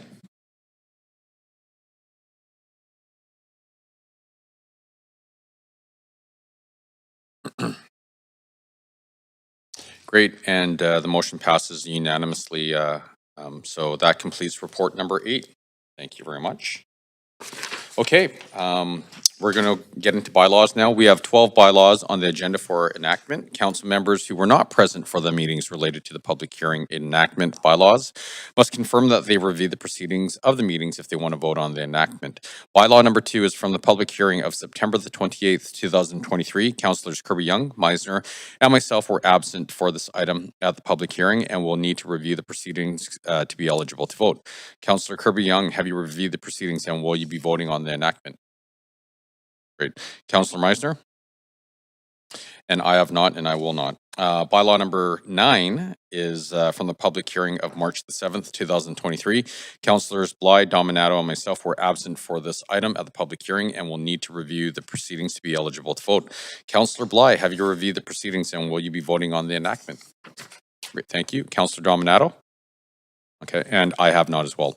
Bylaw 10 is from the public hearing of November the 16th and 23rd, 2021. Councillor Bly was absent for this item at the public hearing. Councillors Klassen, Meisner, Montague, Joe, and myself were not on council at that time and need to review the proceedings to be eligible to vote. Councillor Bly, have you reviewed the proceedings and will you be voting on this enactment? Thank you. Councillor Klassen? I have and I will. Great. Councillor Meisner? Councillor Montague? I have and I will. Great. Councillor Joe? Great. And myself, I have not. Bylaw 11 is from the public hearing of June the 15th, 2023. Councillors Bly, Fry, Kirby Young, and myself were absent for this item at the public hearing and will need to review the proceedings to be eligible to vote. Councillor Bly, have you reviewed the proceedings and will you be voting on the enactment? Great. Councillor Fry? Great. Councillor Kirby Young? Great. And I have not. Bylaw number 12 is from the public hearing of September the 15th, 2020. Councillors Klassen, Meisner, Montague, Joe, and myself were not on council at the time and need to review the proceedings to be eligible to vote. Councillor Klassen, have you reviewed the proceedings and will you be voting on the enactment? I have and I will. Councillor Meisner? Gotcha. Thank you. Councillor Montague? Great. Councillor Joe? Great. I have not. Would someone like to move a motion to adopt bylaws 1 through 12? Great. Councillor Carr, thank you very much. Seconder? Councillor Dominato, thank you. Council, is there any discussion? Let me just make sure there's nothing in here. Great. Okay, all those in favor say yay. Okay. All those opposed say nay. The motion carries unanimously. The list of approved bylaws can be found on the city's website. Administrative motions, approval of form of, so number 1, approval of form of development, 5570 Manson Street, formerly 5562 to 5688 Manson Street. Does any member wish to declare a conflict of interest on this motion? No. Council, are there any questions to team members? Would someone like to move the motion? Great, Councillor Kirby Young, thank you. Seconded by Councillor Montague. Is there any discussion? No. All those in favor say yay. All those opposed say nay. Great. The motion carries unanimously. Number 2, resolution, closure and sale of a portion of lane adjacent to 5025 Arbutus Street, 2126 West 34th Avenue, and 2109 to 2129 West 35th Avenue. Does any member wish to declare a conflict of interest on this motion? No. Okay, so you're moving. Sorry, there's no questions for team. Oops. Okay, so there's no questions to team members. Councillor Bly has moved the motion, seconded by Councillor Montague. Council, is there any discussion? Seeing none, all those in favor say yay. Okay, all those opposed say nay. Great, the motion carries unanimously. Okay, notice of council member motions. Are there notices of council member motions for the upcoming standing committee meetings? And a reminder to please state the title of the motion and the date of the standing committee meeting on which you intend to move the motion, and be sure to send the title and date to the standing committee via email to the city clerk. Wow, we got a bunch. Councillor Kirby Young. Yeah, thanks, Mayor. I have a notice of motion for the March 13th Standing Committee that I am submitting entitled The Future of Co-op Housing, A Path to Delivering More Co-op Homes in Vancouver. Great. Thank you very much. Councillor Dominato. Thanks. I'm also calling notice on a motion entitled Improving Access to Beverage Container Recycling in Vancouver. This is for the Standing Committee of March 13th, and it's co-submitted with Councillor Klassen. Thank you very much. Councillor Meisner. Yes, calling notice of motion for March 13th Standing Committee. Motion title is Permanent Outdoor Location for an Iconic Vancouver Sign. Thank you very much. Councillor Boyle. Thanks. I'm calling a notice of motion for 2 motions. Sorry, I'm just pulling them up so I make sure I say the titles exactly correct. One is ensuring uninterrupted delivery of life-saving overdose prevention services in Vancouver's downtown core. And the other one is expanding free public Wi-Fi in the downtown east side and adjacent neighborhoods. Thank you very much. Councillor Fry? Yeah, notice on motion for March 13th Standing Committee, Stanley Park Train Accessibility, submitting on behalf of the Vancouver City Planning Commission. Thank you. And Councillor Bly? Thanks very much. Notice of motion for March 13th, practical updates to modernize Vancouver's business license policies. Thank you. Okay. Seeing no one else in the queue, we are going to go to new business. Now, we have one item of new business on the agenda today. So that's the requests for leaves of absences as follows. For myself, for civic business for meetings on February the 28th from 5 p.m. onwards, and February 29th from 5 p.m. onwards. Sorry, I just got to check one. See what.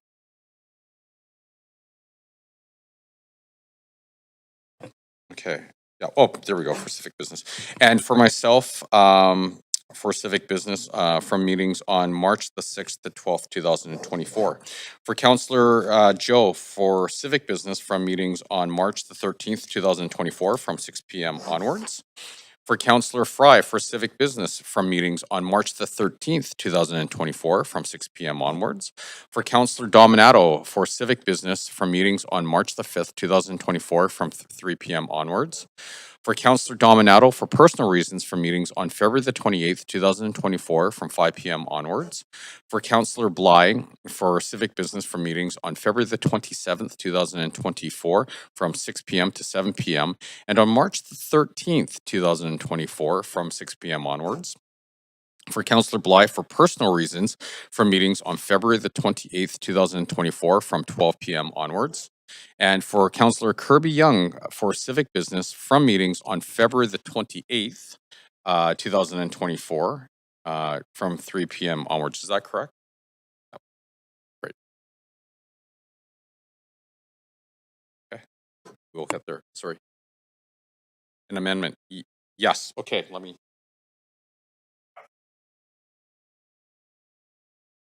You have an amendment? Okay, so hold on. Oh, there's a whole list here. First, can we move the motion and then we'll. I need to amend your motion. Should be very brief. Okay. Yeah. Oh, I'm happy to move it. Okay, so it was moved by Councillor Bly. It was seconded by Councillor Domino. I just want to follow the process here. Council, is there any discussion? Which there is. And so Councillor Kirby Young. I believe this is not an amendment queue. I believe this is a queue for other new business, Mayor. Oh. What's the queue for this item? Can you just let me? Okay, so I guess people have been queuing for the next thing. Exactly. And we're trying to do this one. Okay, we'll put people in the main queue. How's that? Okay, so Councillor Bly, can you add yourself to the main queue? Awesome, Councillor Bly. Thank you very much. I just need to amend that the LOA for February 28th is no longer needed.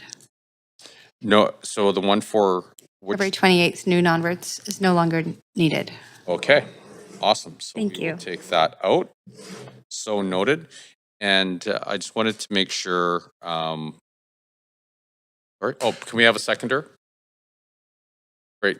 Councillor Fry. All those in favor, say aye. Great. All those opposed, say nay. Great.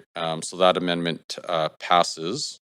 And I hope we got Councillor Kirby Young's February 28th, 2024 corrected, because there's a handwritten note here. I just wanted to make sure. But seeing no comments, I'm assuming that's right. Great. Okay. So now, the new business as amended, we're going to put to a vote. All those in favor say yay. Yay. All those opposed say nay. Great. The motion carries unanimously. So council, are there any other items of new business? Great. Councillor Dominato. Thanks. I am moving motion LOA for civic business for March 13th, 6 p.m. onwards. Thank you very much. Councillor Kirby Young. Yeah, thanks, Chair. I also have a new business LOA for March 25th to April 5th on personal business and April 15th to 19th on personal business. or any meetings during that period. Thank you very much. Councillor Clausen? Thank you, Mayor. Just would like to move leave of absence requests, March 13th from noon to 6 p.m. for civic business, and leave of absence from April 1st to 5th and April 8th for personal business. Thank you very much. And then for myself, do I have to see the chair or I can just do this?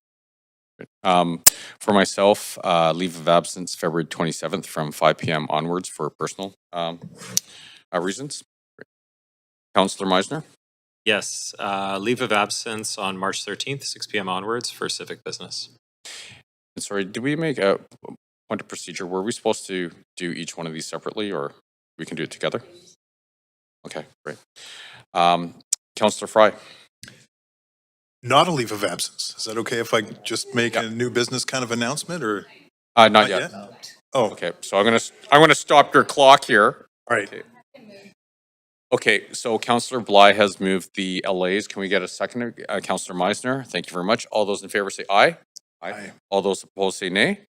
Great, the motion carries unanimously. Councillor Fry, new business. Yeah, just wanted to acknowledge, it seems so long ago now, but 2 weeks ago, Councillor Boyle and I attended the Women's Memorial March. We were joined by councillors from across British Columbia who were here for the housing conference, and also a great number of our City of Vancouver staff and VPD members in plain clothes. And well over 2,000 people had attended the Women's Memorial March in the downtown east side, and it was a very powerful and moving experience. And I really, I was very touched and impressed to see so many of our staff there. Also acknowledging the women and missing women and murdered missing women and Indigenous girls in the downtown east side and the painful history there. So I just wanted to name that and acknowledge it. Thank you very much. Well said. Okay, seeing no one else in the queue, we'll go to inquiries and other matters. So council, are there any inquiries or other matters? I see no one in the queue here. Gone. Great. May we have a motion to adjourn? Great. Councillor Kirby-Young, seconded by Councillor Joe. All those in favor say yay. Okay. All those opposed say nay. Great. This meeting is adjourned. Thank you very much, everyone.